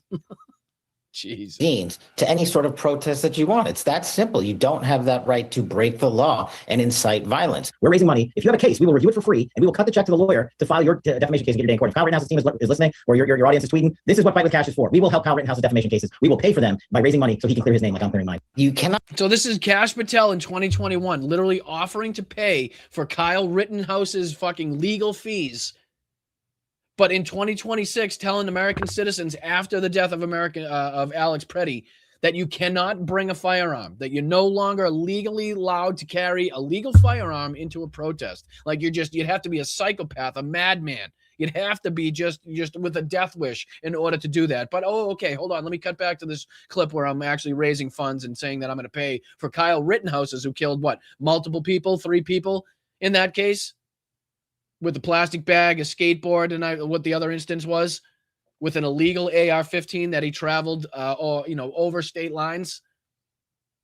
Again, you see how the hypocrisy in that one, and it goes on. And again, just to further drill home how even the people on the right, this is Nate over at Valhalla. He's an American First, Nick Fuentes type of dude, and even he now. Again, these are the 2A crew. Some of them not speaking up. Others actually calling him out. So this is just a quick clip. Let me just do the intro here, and you can listen to how he's calling out Kash Patel for the bullshit that he's now spewing. And again, a lot of these are like the military types, right? The ex-military, gun-loving people that you would expect to be speaking out against this blatant hypocrisy, while others sit back. The people that use the Second Amendment, the people that use it as trying to get one over on Democrats to make it seem like, okay, let's see if we can get more laws for guns for Republicans and conservatives while trying to, not let the Democrats have guns. So a lot of them are like that, and they haven't been speaking up, but a few of them are.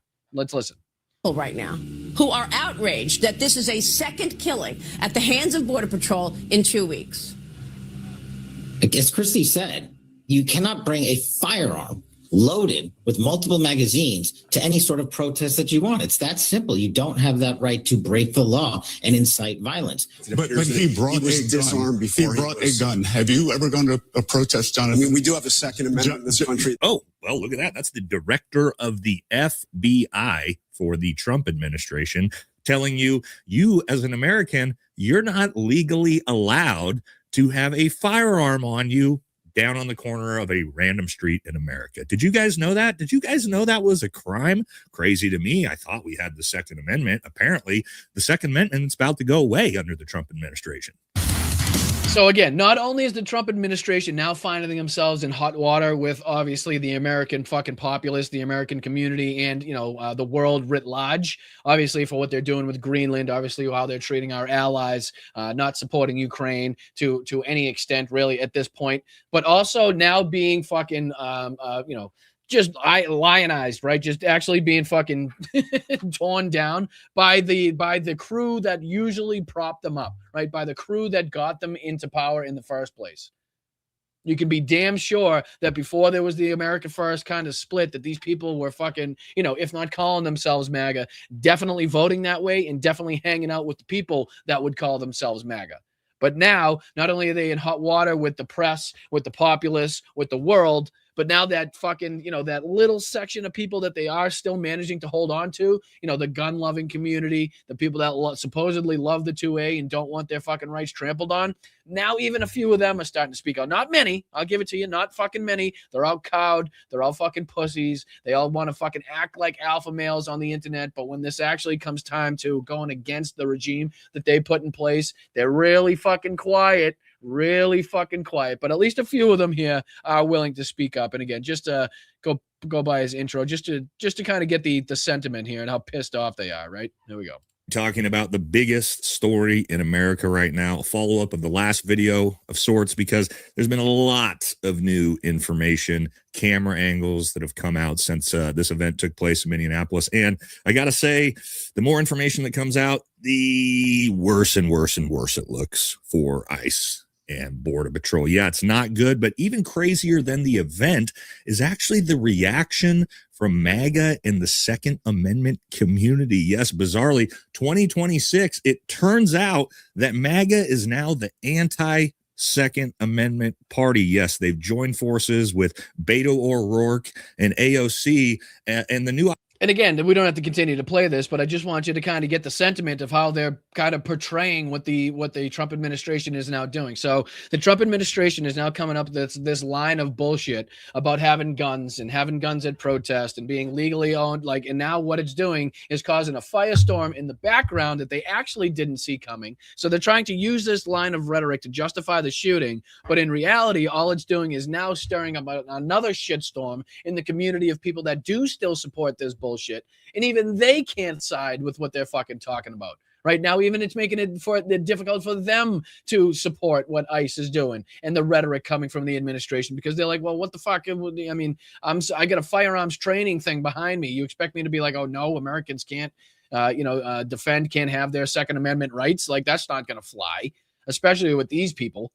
You know what I mean? So again, it's just another firestorm, another one of the splits that has kind of formed in MAGA. This is just going to go along and kind of exploit that even further, right? So now you dive on to Greg Kelly. Let's go on to Greg Kelly here, just to kind of dive into some of the hypocrisy. And this is again from January 6th and Kyle Rittenhouse. Let's just hear how he's talking about this. Right. And then we'll dive into what he's talking about now in the most recent video that he put out about Alex Preddy and how fucking utterly vile that is. So, again, let's dive into Greg Kelly. This is only about a minute or two long anyway, not very long. I try to keep them as short and sweet as possible for you guys so we don't, rot too many brain cells listening to these morons. All right, let's dive into it. This is January 6th week. So I believe this is, let me see if I can get a date on this. My apologies. Sometimes the date it's posted isn't always the date here, but this was... Let me see here. January 3rd, 2022. So this is basically on the upcoming anniversary of January 6th. And this is his rhetoric at that moment in time. So again, let's just kind of juxtapose that with what he's saying now. Keep in mind what he's saying here. You notice the fake news? They've been banging the drum already about this anniversary. The worst thing that has happened since, I don't know, World War 18, whatever. Seriously, I think the fake news, they're going to give themselves a heart attack. I'm worried about them. How was he stupider back then? Like, how does he possibly sound dumber back then than when he's aging and actually been following Donald Trump for so long now? Like he's like how he ever made it. And I know his daddy's some fucking highfalutin fucking moron. I don't know what he did before or what his fucking reputation was. And I don't give a flying fuck. I really don't. But that's clearly the only reason that this fucking MAGA moron made it in front of a television camera to begin with, because this guy is dumber than a loaf of fucking shit, right? Like you could pick up all the cow patties you want and they would still equal more brain cells. There would be more brain cells floating around those fucking cow patties. They would be more useful because you could actually burn them and fucking start a fire, or you could keep the fire going, or you find some use for that cow patty. There's just absolutely no use for this useless piece of shit. Just unbelievable. With the hype, the exaggeration, and the lies. This Sunday, January 6th, 1 year later. It was a violent effort to overturn a free and fair election. The deadly siege on Congress as an angry pro-Trump mob storms the U.S. Capitol. Behind the violence, former President Trump's big lie of a stolen election. This is a fraud on the American public. We were getting ready to win this election. Frankly, we did win this election. As he tried to reverse the result. Everything Listen. you're going to hear about January 6th, just about everything you'll hear from the mainstream media over the next week are lies. And listen to what's coming up, because there's a purpose, there's a point to this. Listen to who he defends. Listen to the one person that he brings up in this entire situation that he goes to try and defend. Listen to who do you think it is? There's probably already a couple guesses in the chat at who he defends that day. How will you know they're lying? When they're talking, when they're showing you pictures. They are distorting everything, exaggerating everything, and omitting something extremely, extremely important. And that is what happened to Ashley Babbitt. Ashley Babbitt, U.S. military veteran, unarmed, shot completely without... Not unarmed. She was just not unarmed. She definitely had a knife in the backpack. That was fucking proven. So we already know that. So, I mean, you might say she didn't have a firearm, but definitely not unarmed, and absolutely was in a place she wasn't supposed to be, broke into the Capitol, was threatening the lives of the fucking, politicians behind the glass, was being warned several times by the officer pointing the firearm in that direction several fucking times to not break the glass, to not climb through the glass, but she insisted and she kept going. But that person that broke into the Capitol to fucking interrupt a free and fair counting of an election, like the certification of an election, that was actively trying to break glass to get through, to cause harm to elected officials, that had a fucking knife in her backpack. Now he's defending and saying that, we should be thinking about her, but not the ICU nurse, right, that worked at the VA, that was helping a woman in his very last act, that actually was licensed and permitted to carry a firearm and was shot to death in cold blood in broad daylight on the streets of Minneapolis. Like, do you see the disconnect here, ladies and gentlemen? Do you see like the hypocrisy and the rhetoric? And let's defend this person who actually was armed, who definitely shouldn't have been where they should have, where they were, who definitely was instructed not to be where they fucking were, who was given ample warning not to go through the glass that they actually tried to go through. And then law enforcement actually took fucking action in that case. But no. Who he's defending in that case is the fucking criminal. Is the criminal in that case. Not the fucking law enforcement, but the criminal. And again, he goes on. Justification. I feel so bad for the Babbitt family. You know why? No one's talking about her. Our mainstream media don't care, because Ashley Babbitt is a couple of things they abhor right now, or that at least carry no status in American society. She's working class. She's white. She's a woman. And she's pro-Trump. I'm sorry. So what? Alex isn't white. Alex wasn't working class as a nurse in the VA as an ICU nurse. That's not working class to you, right? Again, you see how the fucking hypocrisy lies? Like, he just basically the only thing he can't say is the fucking MAGA pot, right? Obviously.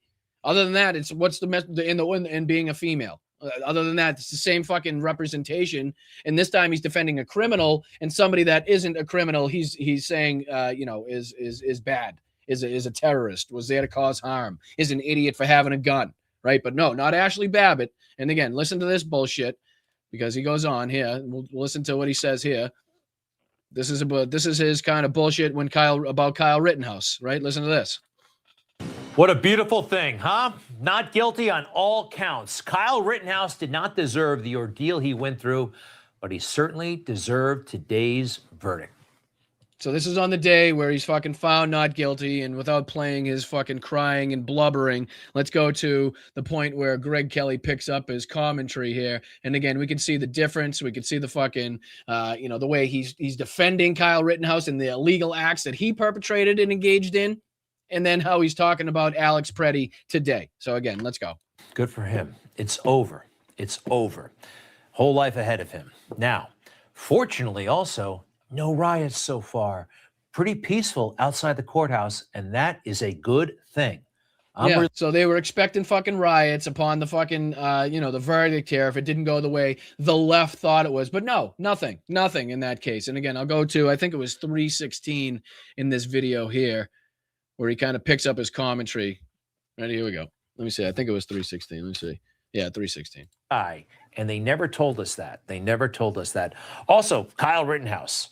What did I hear from the media? A white guy with a gun, a white kid. They definitely would have stopped a black man, right? No, that's not true. Wisconsin is an open carry state. And again with the... What's Minnesota? What's Minnesota, guys? Let's just see here. Is Minnesota an open carry state? Let's see here. Now, just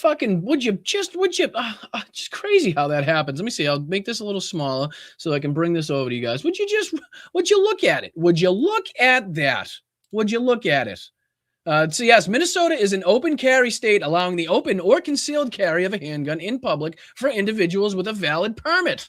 Now, that's just strange how he's kind of saying different shit now about the same kind of circumstances as we're talking about in an open carry state with Wisconsin as Minnesota. But one person had a permit and was licensed to carry that, and the other person obtained his firearm illegally and transported that over state lines, which I believe, if I'm not mistaken, is also crossing state lines with an illegal firearm is a serious federal offense that can result in severe penalties, including significant fines and federal prison sentence of up to 10 years.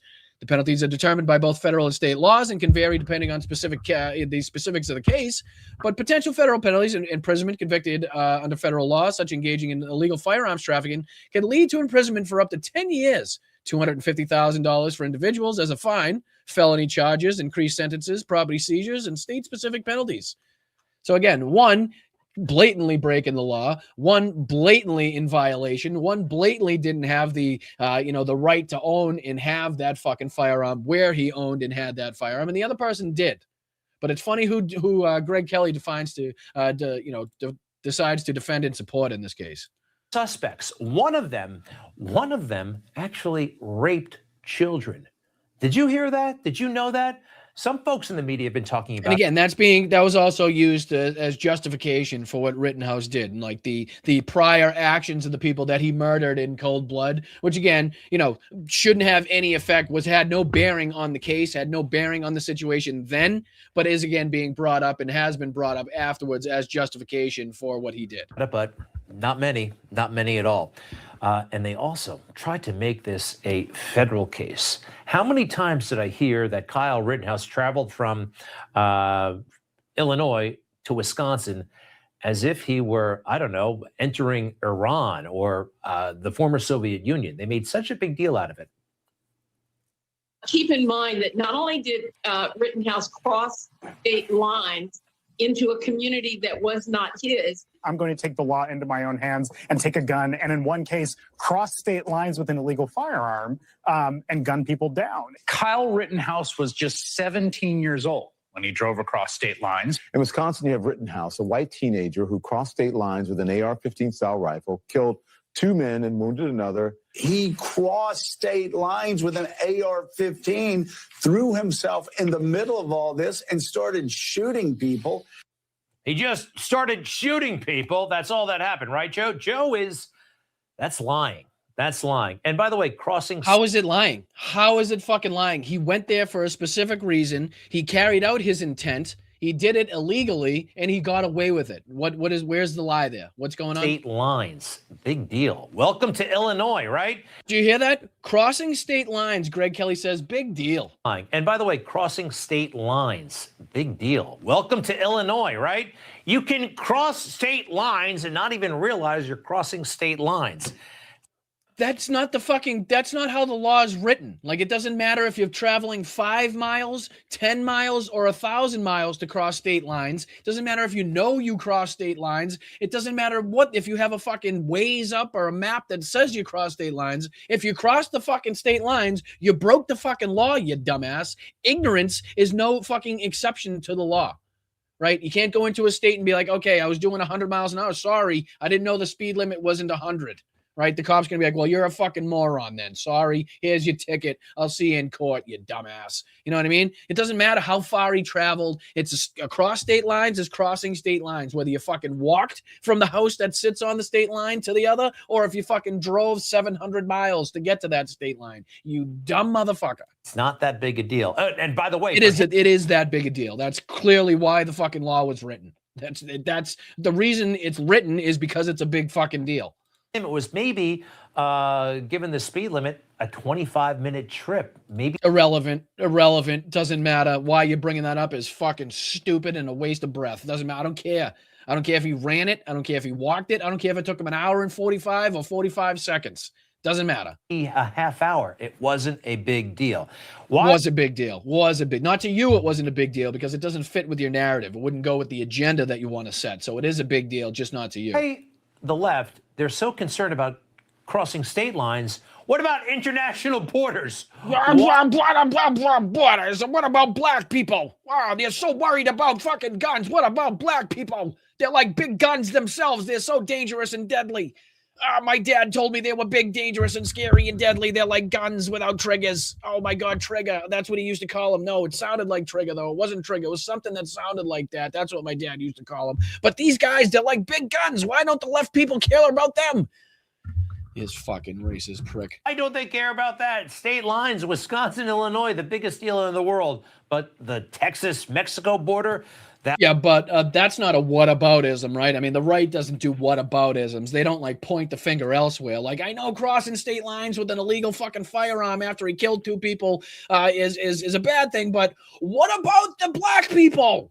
Like, that's the most clear-cut example of what about, and hey, look the other way. Like, I know he did kill people. I know he's young and he shouldn't have had the gun. And his mom had to like do different shit, illegal shit to drive him there. Like, I know, I understand all that, but black people exist, you know.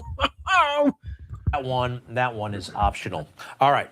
So the media and now the prosecutor. And again, now listen to it. We don't have to go on with that bullshit. But this is now Greg Kelly, I believe today. Yeah, this is what he just put out with. And again, brace yourselves. This is going to piss you off. It's only about 2 minutes and 33 seconds, this clip. But the fact that this was released now just goes to show you the outright contempt that these people have for their own American citizens. Like, if you're not, on the side of Donald Trump, you are just unworthy. You're subhuman. And you don't deserve to have rights. You don't deserve to be defended. Basically the same thing that the Nazis thought. Right, that Jews were subhuman, that gypsies were subhuman, that Soviets were subhuman, Slavs, right there, everybody was subhuman if you weren't of the Aryan race. If you had so much as, this much blood inside you that wasn't part of the Aryan race, if you couldn't trace your ancestry back to the fucking point in which the Aryan race had taken over and was created, then you're subhuman, you're Untermenschen, right? That's what they believe here. And this is what this is, fucking just to assassinate the character of Alex Preddy. This is all this is. Greg Kelly takes a closer look. Listen to this bullshit. Alex is his name. I feel sorry for him because he was lied to and manipulated. And he did a very, very, very stupid thing. Yeah, definitely. What an idiot he is for going to a fucking protest legally armed with a weapon he's licensed to have, and then to have the fucking audacity, right? To have the gall, to have the fucking the cojones to stand up for a woman that was actively being assaulted by a federal fucking agent that was being pepper sprayed in the face. So, I mean, just what a bad person. This guy that gave his fucking life to helping other people as an ICU nurse, right, in the VA, that made sure that veterans that had nobody else had the send-off that they deserved, right? The people who actually worked with Alex were fucking heartbroken and gave their own ceremony and send-off to Alex because of the person that they knew he was. Now Greg Kelly has to go on Newsmax to try to, again, assassinate that man's character, to try to defend Donald Trump and what ICE is doing. After, again, we just watched about 15 minutes of him applauding and defending Kyle Rittenhouse for doing something fucking 1,000 times more dangerous, stupid, illegal, and egregious. But here we go. Showing up the way he did, going in the middle of the street, taping things, directing traffic, getting in the way. Taping things. Again, you see how the videoing is a big problem for these fucking cocksuckers? You see how they're really fucking upset that this is going to be recorded for history, that people are going to have this for eternity to look at, that this is going to be used in court cases for a long fucking time. You see how fucking scared they are? Every single one of these people has mentioned the same thing. It's not just the firearms, right? It's the recording. Don't go record. And he did a very, very, very stupid thing. And he stood up for democracy. He stood up for his country. He was frustrated, and he stood up for marginalized communities everywhere. He did exactly what he should have done, was go out there and fucking make himself known, use his fucking time out there to video and to record everything that took place, and then to step up for a woman that, again, was being brutalized and assaulted by ICE in the most respectful fucking least violent manner you could possibly do, which was just to step in front basically with one arm, put an arm up. The arm up is the international signal for I mean fucking no harm, right? That is if you're a fucking law enforcement agent, you should be able to recognize that you yourself are instructing people to put their hands up for a reason, right? So when they do that themselves, you should probably recognize that they're, hey, willing to comply to a certain degree already. But that's not what happened. They escalated, they beat, they pepper sprayed, they kicked, they punched, and then they shot. Up the way he did, going in the middle of the street, taping things, directing traffic, getting in the way, saying, no, you can't do that. To a fucking federal officer brutalizing and aggressively beating a woman. Yes, Greg, I know you wouldn't do such a thing because you're just a weak, pathetic little fucking hack is all you are. You are just the weakest, smallest fucking reflection of a human being. You just are I'd fucking get kicked off if I actually went where I wanted to go, but I'm not going to do it. Ooh, Sabrai. But this sick prick here wouldn't fucking lift a finger in any circumstance to help a woman, to help the elderly, to do anything. You wouldn't hold the door for a fucking handicapped person. You could be damn sure. But here he's going to come on and try to play like he's God, and he's going to be able to tell us about Alex, again, an ICU nurse who worked for the VA, whose last act was to help a fucking woman that was being assaulted by ICE. My voice is important here. After all, I'm a nurse. In the media. Okay.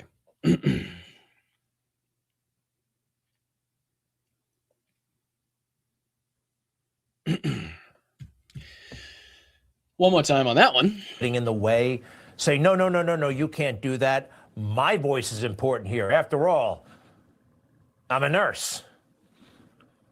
I'm sorry. Is there a recording that I'm missing? Did I not hear some of the audio from that interaction in which he was saying, I get to do everything I want because I'm a nurse?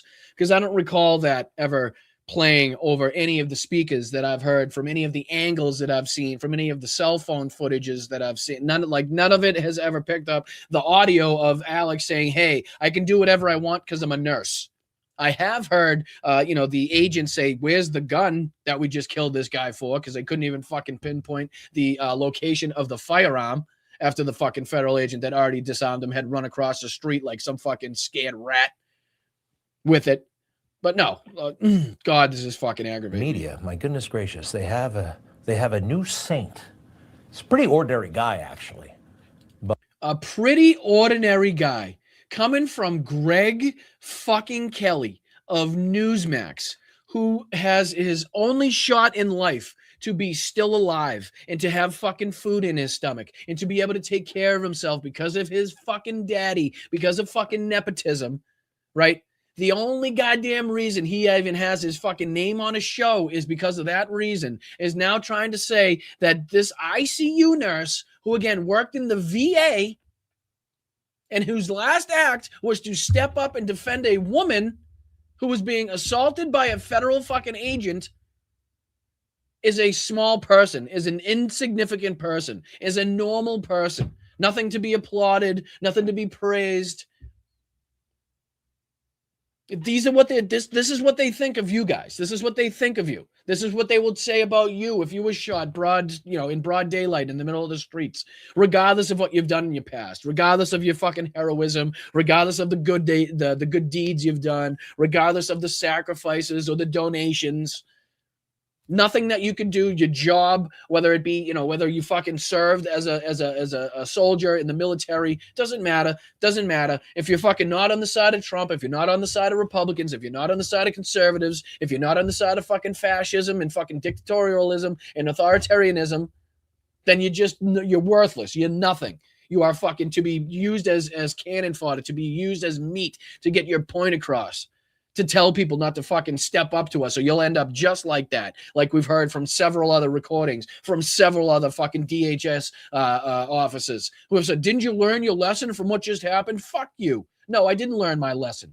How about you fucking pull out that lesson so I can jam it up your ass till it comes out your eyeballs, you prick. But he's on the right side of history, right? Yes, he was. From ABC News, it's This Week. Here now, Jonathan Karl. Good morning. Welcome to This Week. We come on the air this morning after another tragedy in Minnesota. Just 2 weeks after the killing of Renee Good, another person has been shot and killed by federal law enforcement in Minneapolis.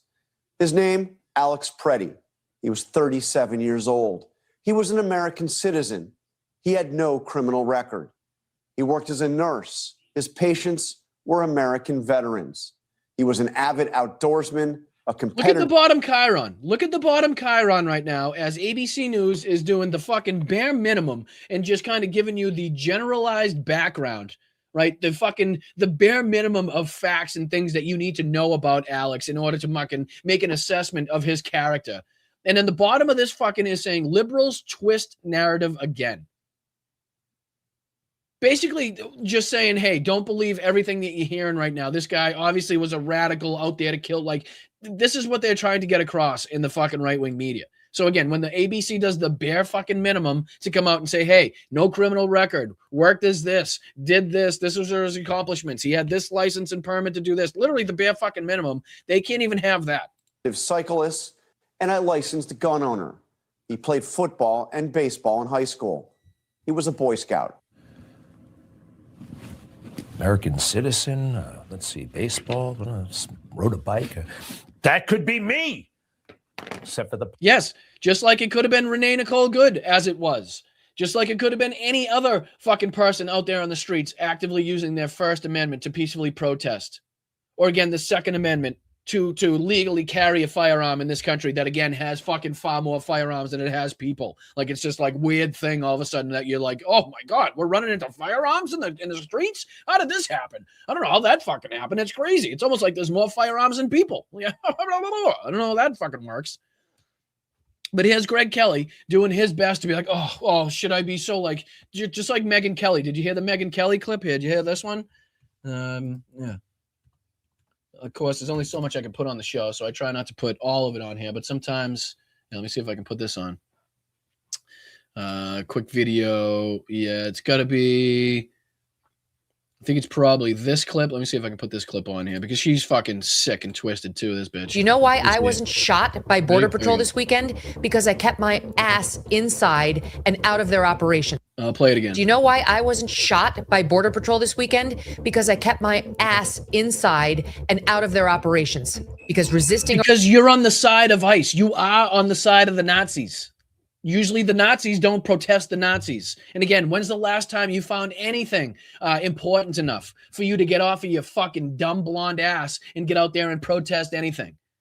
Huh? When's the last time you've been out there protesting fucking anything? When's the last time anything was important enough for you to get out of that fucking studio from behind the fucking screen and to get on the streets? Because I can't recall the last time I saw you on the front lines of anything, Megyn. Okay? If anything, you've been doing a damn good job at defending pedophiles and making sure that the Epstein files don't get released. As somebody that should know about sexual assault and abuse herself, considering what happened to you at Fox News.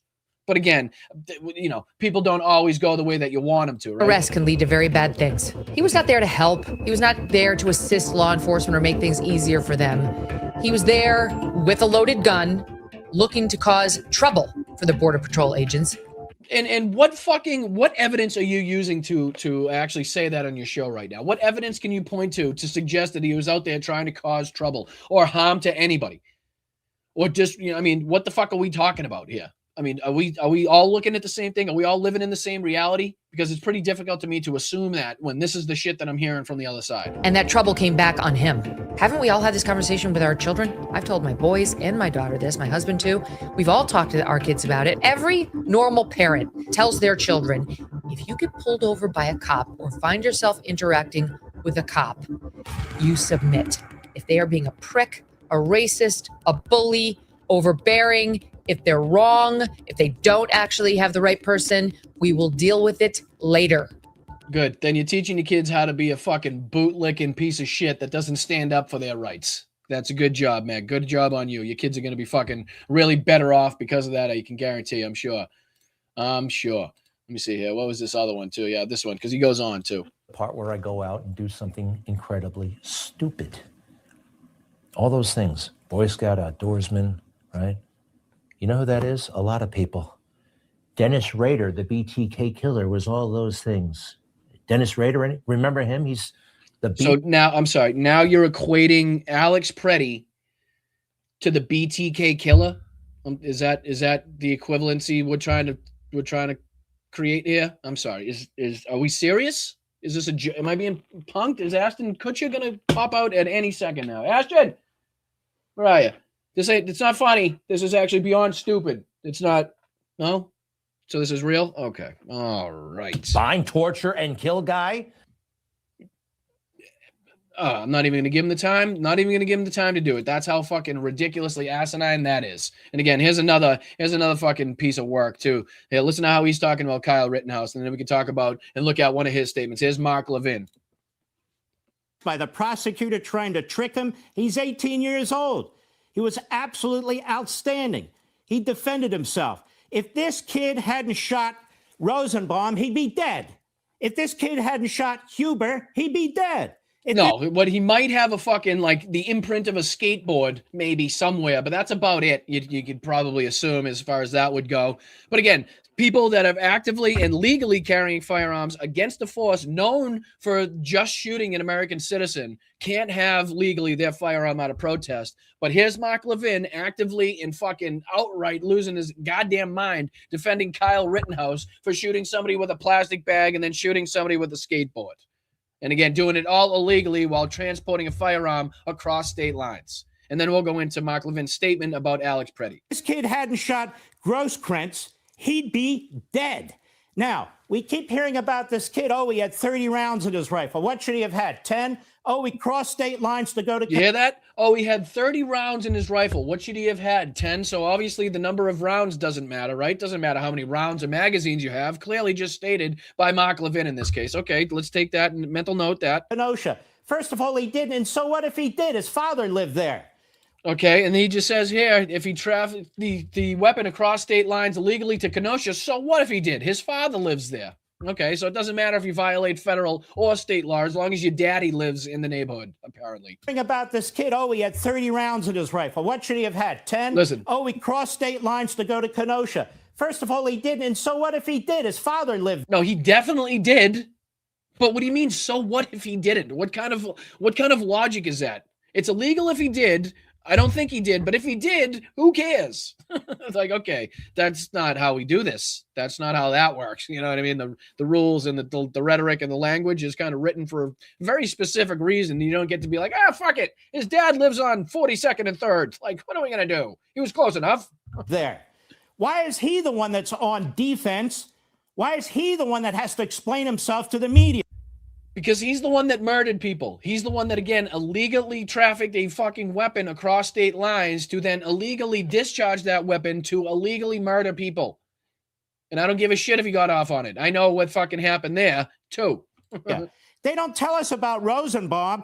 Rosenbaum grabbed the barrel of the rifle. Now, who is this guy? He's prohibited from possessing or was firearms. He had sex with a minor, gruesome, grotesque. See how they're trying to use like the background, the same thing that they're trying to do to Alex, the same thing that they were trying to do to fucking Renee Nicole Good, and smearing their background just gives the MAGA fucking folks a little bit more leeway, gives them a little bit more ability to be like, okay, I can stomach this. You know what I mean? Like, it's not so bad that they went and did all this illegal shit to brutally murder people in the streets. But, you know, if we take a look at like what happened 13 years ago, like I could kind of use that to justify the kid's death now. Like, you see how they continuously do that? Sex with a minor. He's a bail jumper. 2 domestic abuse charges. That's Rosenbaum. You haven't heard about Rosenbaum. How about Huber? It's not really Rosenbaum, and I'm not going to talk about the facts of the case. Let's just try to assassinate the character after. And listen, this is what he said today. Not today, but I think yesterday or the day before. This is first things first. Why did Preddy bring a gun and ammo where he knew would likely be a part of a group physically confronting ICE during a lawful execution of a detention or removal order? That sounds a lot different than what he was just saying on with Sean Hannity talking about fucking Kyle Rittenhouse, isn't it?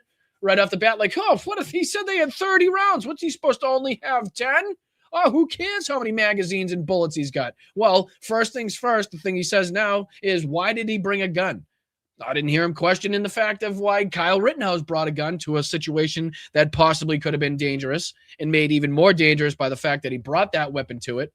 And rather, these scenes playing out again and again organized the specific purpose of obstructing and confronting federal law enforcement and carrying out its lawful duties. Why do local and state Democrats officials refuse to allow local law enforcement to help identify the locations of dangerous illegal aliens and turn them over to federal officials and assist the crowd control? Because that's not what they're doing.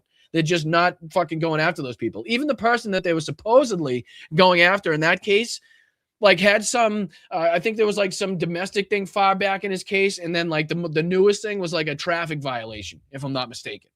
So even the people that they're fucking saying that they're going after isn't the people that they're going after.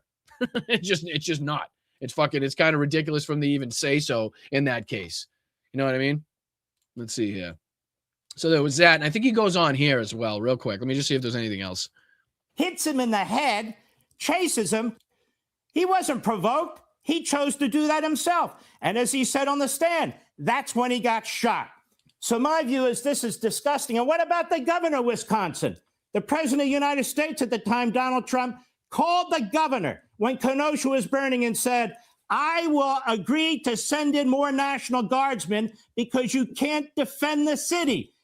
And again, that gives all the excuses in the world because Donald Trump said this and the governor did this. Obviously, Kyle Rittenhouse was going to have to go purchase an illegal fucking AR-15, traffic it across state lines, and then shoot 2 people in cold blood, injuring another. I mean, it's just inevitable that was going to happen. I mean, obviously, there's nothing you can do about it. I'm glad he got off. But in the case of Alex Preddy, why would you bring a gun to something that like dangerous? It's crazy.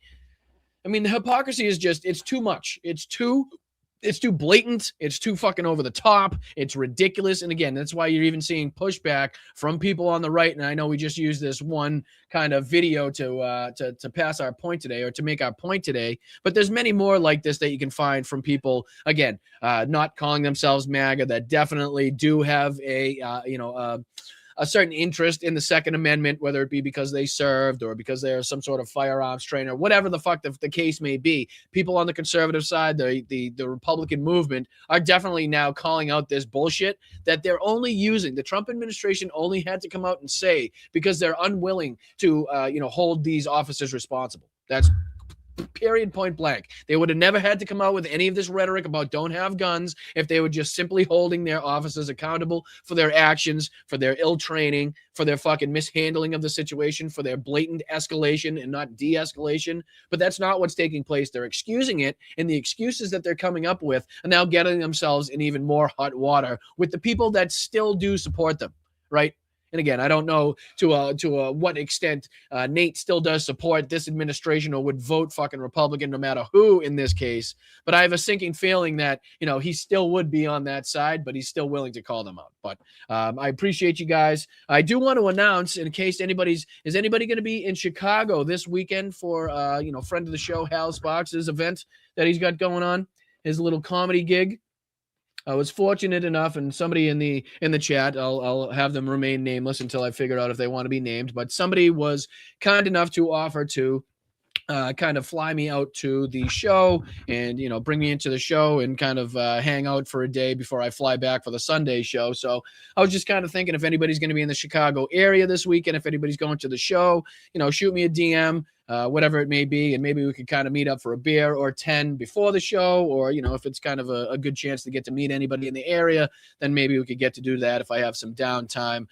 So, just want to make that known. So I'll be in the Chicago area this weekend. So if anybody's going to be there, hit me up, let me know, shoot me a DM, hit me up on Blue Sky, whatever it may be, and we'll see if we can throw down a couple beers before the show. What do you say? I appreciate you guys. But what do you say we get to thanking some people that were kind enough to shoot over financial contribution to the show during the show? First, I want to say thank you to Nancy. Nancy, thank you so much. Very much appreciate you. Not a pepperoni fan. I'm a plain cheese guy. So next time you send me a slice on Venmo, I'm just kidding. I'm kidding. I don't think there's a cheese option. So I kid. But thank you so much for your kind contribution. Thank you, Christopher, as well, for the 420. I see what you did there, brother. I see what you did there. Right back at you. Very much appreciated. Let's see if anybody else was on the list today. So Nancy, Chris, Tom, thank you very much to you and Victoria. Thank you, Roger and Moms and Roxanne, for everybody in the last couple days. So I appreciate you guys over there. Let's get into everybody that donated and contributed here on the old tubes of you. Appreciate you, JJ, my man, once again coming through with another 2. Never thought I'd say I miss Giuliani. Well, don't. Please don't. God forbid. Nobody should say that because nobody does. But name that movie. He was my boyfriend. I don't know. I'd have to hear you say it. It's tough through text. It's tough through text in this moment in time, but give me a second. I'll think of it. And if I think of it before I'm done going through these comments, I'll let you know. But I appreciate the contribution, brother. Thank you so much. Greg Kelly equals Babe Repellent. Yeah, he's just one of the sickest, dumbest pricks you'll ever fucking meet in your entire life. He's just an absolute fucking twat. He is. He's just the biggest moron. And how he's still on television, or what you would call television, whether it's whatever Newsmax is these days, is completely beyond me. It really is. But thank you for your contribution, Mark. Appreciate you. And again, I hope one day a children's book comes out with all of the Epstein files in it. I hope anything comes out one day with all of the Epstein files in it. That would be something good. I don't know about it being a children's book. That seems kind of a sick, twisted way to put it out, if I do say so myself. But I think I do get the sentiment on that. And just in any way, shape, or form, we want the files to be released if I do catch a drift. So I appreciate you, Mark. Thank you, brother. Jesse Waters is the czar of dumb. I don't know. I think Greg Kelly's giving him a fucking run for his money. I really do. I think Greg Kelly is really dumb. And Jesse Waters is dumb to a point where he thinks he's smart, but also to a point realizes that he's not that smart, right? I think Greg Kelly is just so dumb he believes he's genius, while Jesse Waters still understands that he has to kind of project and act to a certain level. Greg Kelly's just beyond that, I think, to that extent. But I appreciate you, Mark. Thank you, Bicycle Mike. What's up, brother? Got 2 10s yesterday, outpatient. I feel good. Oh, stents, not tents. That's totally different. That is totally different. I appreciate you, Mike. Hope you're feeling good.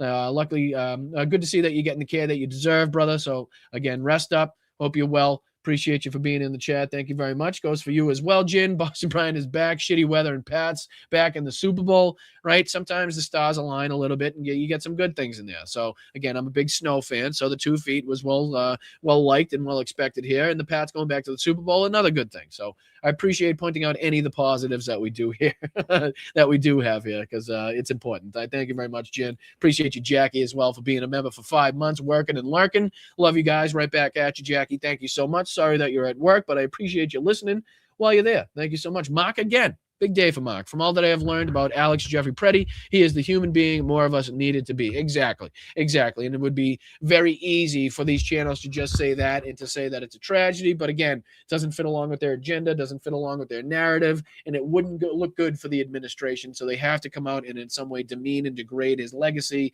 assassinate his character, make him seem like a nobody, a nothing, make it seem like he was out there trying to cause harm to people so that these MAGA folks, so that these Republicans can justify to some extent in their warped fucking mental minds this murder that we all saw with our eyes. So appreciate that, Mark. Thank you so much for being here. Big day for you. Like I said, Don Lemon told a story earlier on Kaylee M. Rise from CNN to MAGAverse. Thank you, Robin. Appreciate that. 5 on Kaylee McEnany. Yeah, again, she's just somebody that is just soulless, just a soulless, lifeless person on Fox News who had given everything sold the soul to the devil to be the prequel to Caroline Levitt. So no respect, no credit, no flowers for her in any regard. So I appreciate you, Robin. Thank you very much for pointing that out. I'll have to check that out after the show. Thank you, JD, as always, for the 5 going into the profanity jar. Appreciate that, my brother. Always good to see you in there. Very valued member of the community. Thank you, Mark. Again, debate Greg Kelly versus Jesse Waters' dumb rumble. Jesus Christ. I don't know, man. I don't know if society would survive that. I really don't. I think that would be like what Y2K was supposed to be in 2000. Like, I think that might actually happen. Like, there just might be too much stupid in one area, and there just might be like, I don't know, what do you call it? Like a supernova kind of, explosion. It just wouldn't be good. Wouldn't be good. But I appreciate the sentiment. And I'd be happy. Right now, I'll put this out there. If anybody wants to clip this, Greg Kelly or Jesse Waters, I now extend an invitation to have a charity boxing event with either one of you, if not both of you at the same time. We could do it at your convenience. We could do it at your gym. We could do it in your city, your town, wherever. You just let me know. You pay for my flight since you have ample more dollars than I do. And then the winner, we could raise funds for it. We could sell tickets. We could put it online, Netflix, whatever you want to do.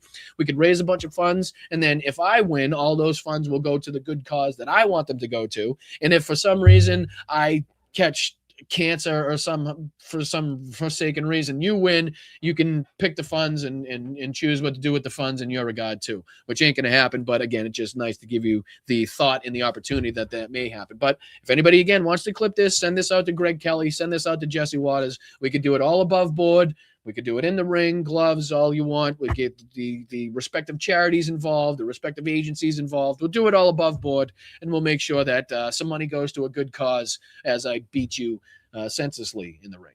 So how about that? Good? Shake on it? Shake on it. Okay, good. All right. Thank you, Mark. Appreciate you. Good idea for that one. Thank you, Greg. Greg Kelly abuses women not to save or help them. Yes, he is very much a piece of shit, and I would definitely expect Greg Kelly to walk by somebody getting mugged on the side of the street. Appreciate you, Greg. Thank you, Lisa, for becoming a new YouTube member. Very much appreciate that. Hope you find a good home here. Welcome back anytime. We have a bunch of shows throughout the week. Thank you, Ruben, as well. Alex Petty is an American hero, absolutely, and a name that we will remember for some time. And then we'll round it out today with Candy. Thank you, Candy, for the 12. I don't know why I have $12. Enjoy. I appreciate it, Candy. Thank you so much. And again, all I asked for is a buck or two. So obviously that is well beyond that. So I appreciate you very much. Thank you to everybody who always tunes in. Thank you to the people that are tuning in for the first time to give me the opportunity. We're on our way to 20,000 subscribers here. If we could have your help, your assistance in sharing the show out, putting it on social media, whatever platform that you guys use, and instructing some of your fine followers to go ahead and watch the show, that would be a great help to us. If you want to sign up for a membership, we're trying to get to 1,000 members here on Blunt Politics. But yeah, I do appreciate you guys. There's a lot of hypocrisy going around right now, a lot of uncertainty in what's going to take place in Minneapolis. All that we do know and all that is clear is that Donald Trump is starting to see, kind of the cracks forming in the battle against what ICE is doing, the battle against what his administration is perpetrating, and he's trying to kind of mitigate it in whatever way he thinks he can mitigate it. But again, remains to be seen just how that kind of plays out, what kind of ultimatums and quid pro quos are given to the people in elected officials in Minnesota and elsewhere. So I'll be right here to cover it. You can be damn sure we'll be here to call out the hypocrisy, but make sure you guys are staying loud, staying proud, staying aggressive, get out there, but keep your head in a swivel. If you're out there protesting, wherever you may be protesting, make sure you have an escape plan. Make sure you're out there with buddies that can watch your back and make sure that you're staying safe. Keep your head on a swivel out there. All right. I'm Boston Brian. This is Blood Politics. Hit that like button on the way out. A lot of you guys watch but are not subscribed.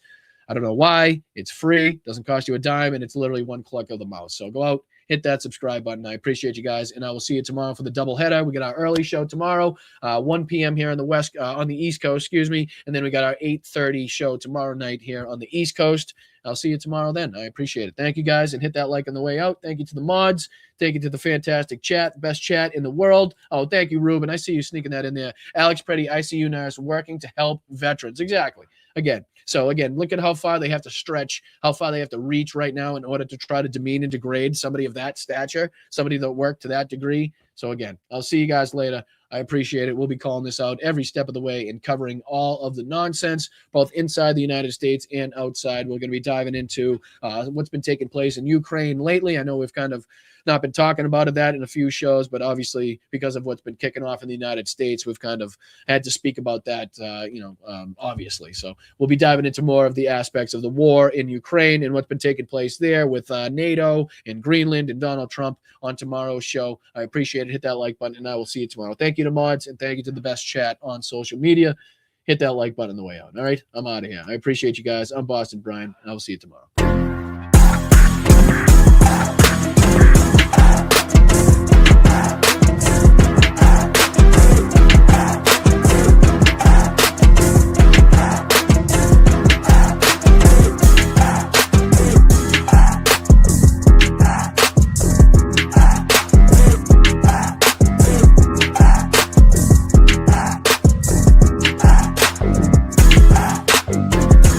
Nothing bad can happen. It could only good happen.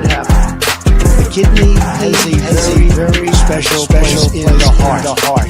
It's an incredible thing. God bless the United States. Somebody said, is that a Trump statement or is that real? For minors, do we love minors? I love minors. We appreciate those camels. Never fight uphill, me boys. Never fight uphill. They were fighting uphill. He said, wow, that was a big mistake. He lost his great general. And they were fighting. Never fight uphill, me boys. But it was too late. What's going on? I see people commenting in the chat. What's going on with the exit video? Does it not sound right or something? Is it doubled up? I'm confused. What is the dubstep outro? We keep getting the outro playing over itself, like 2 tracks slightly off. Why the fuck would that happen?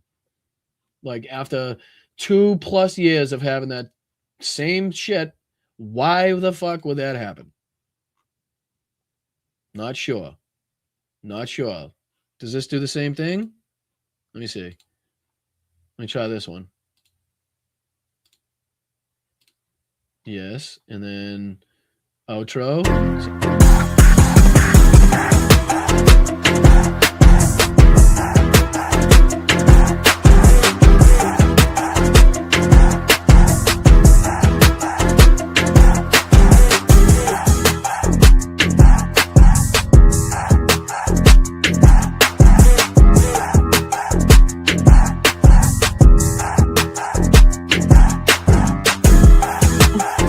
Why?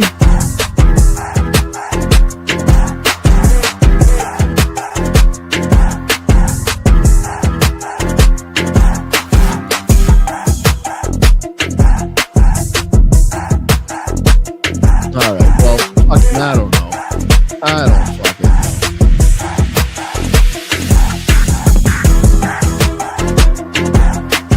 How about? Yes, of course. It's the night. Movement. It was a certain distance, then it stops. Revolution time by always coming back around. Face. You tried to kill me, you bitch. So welcome. The big fat slop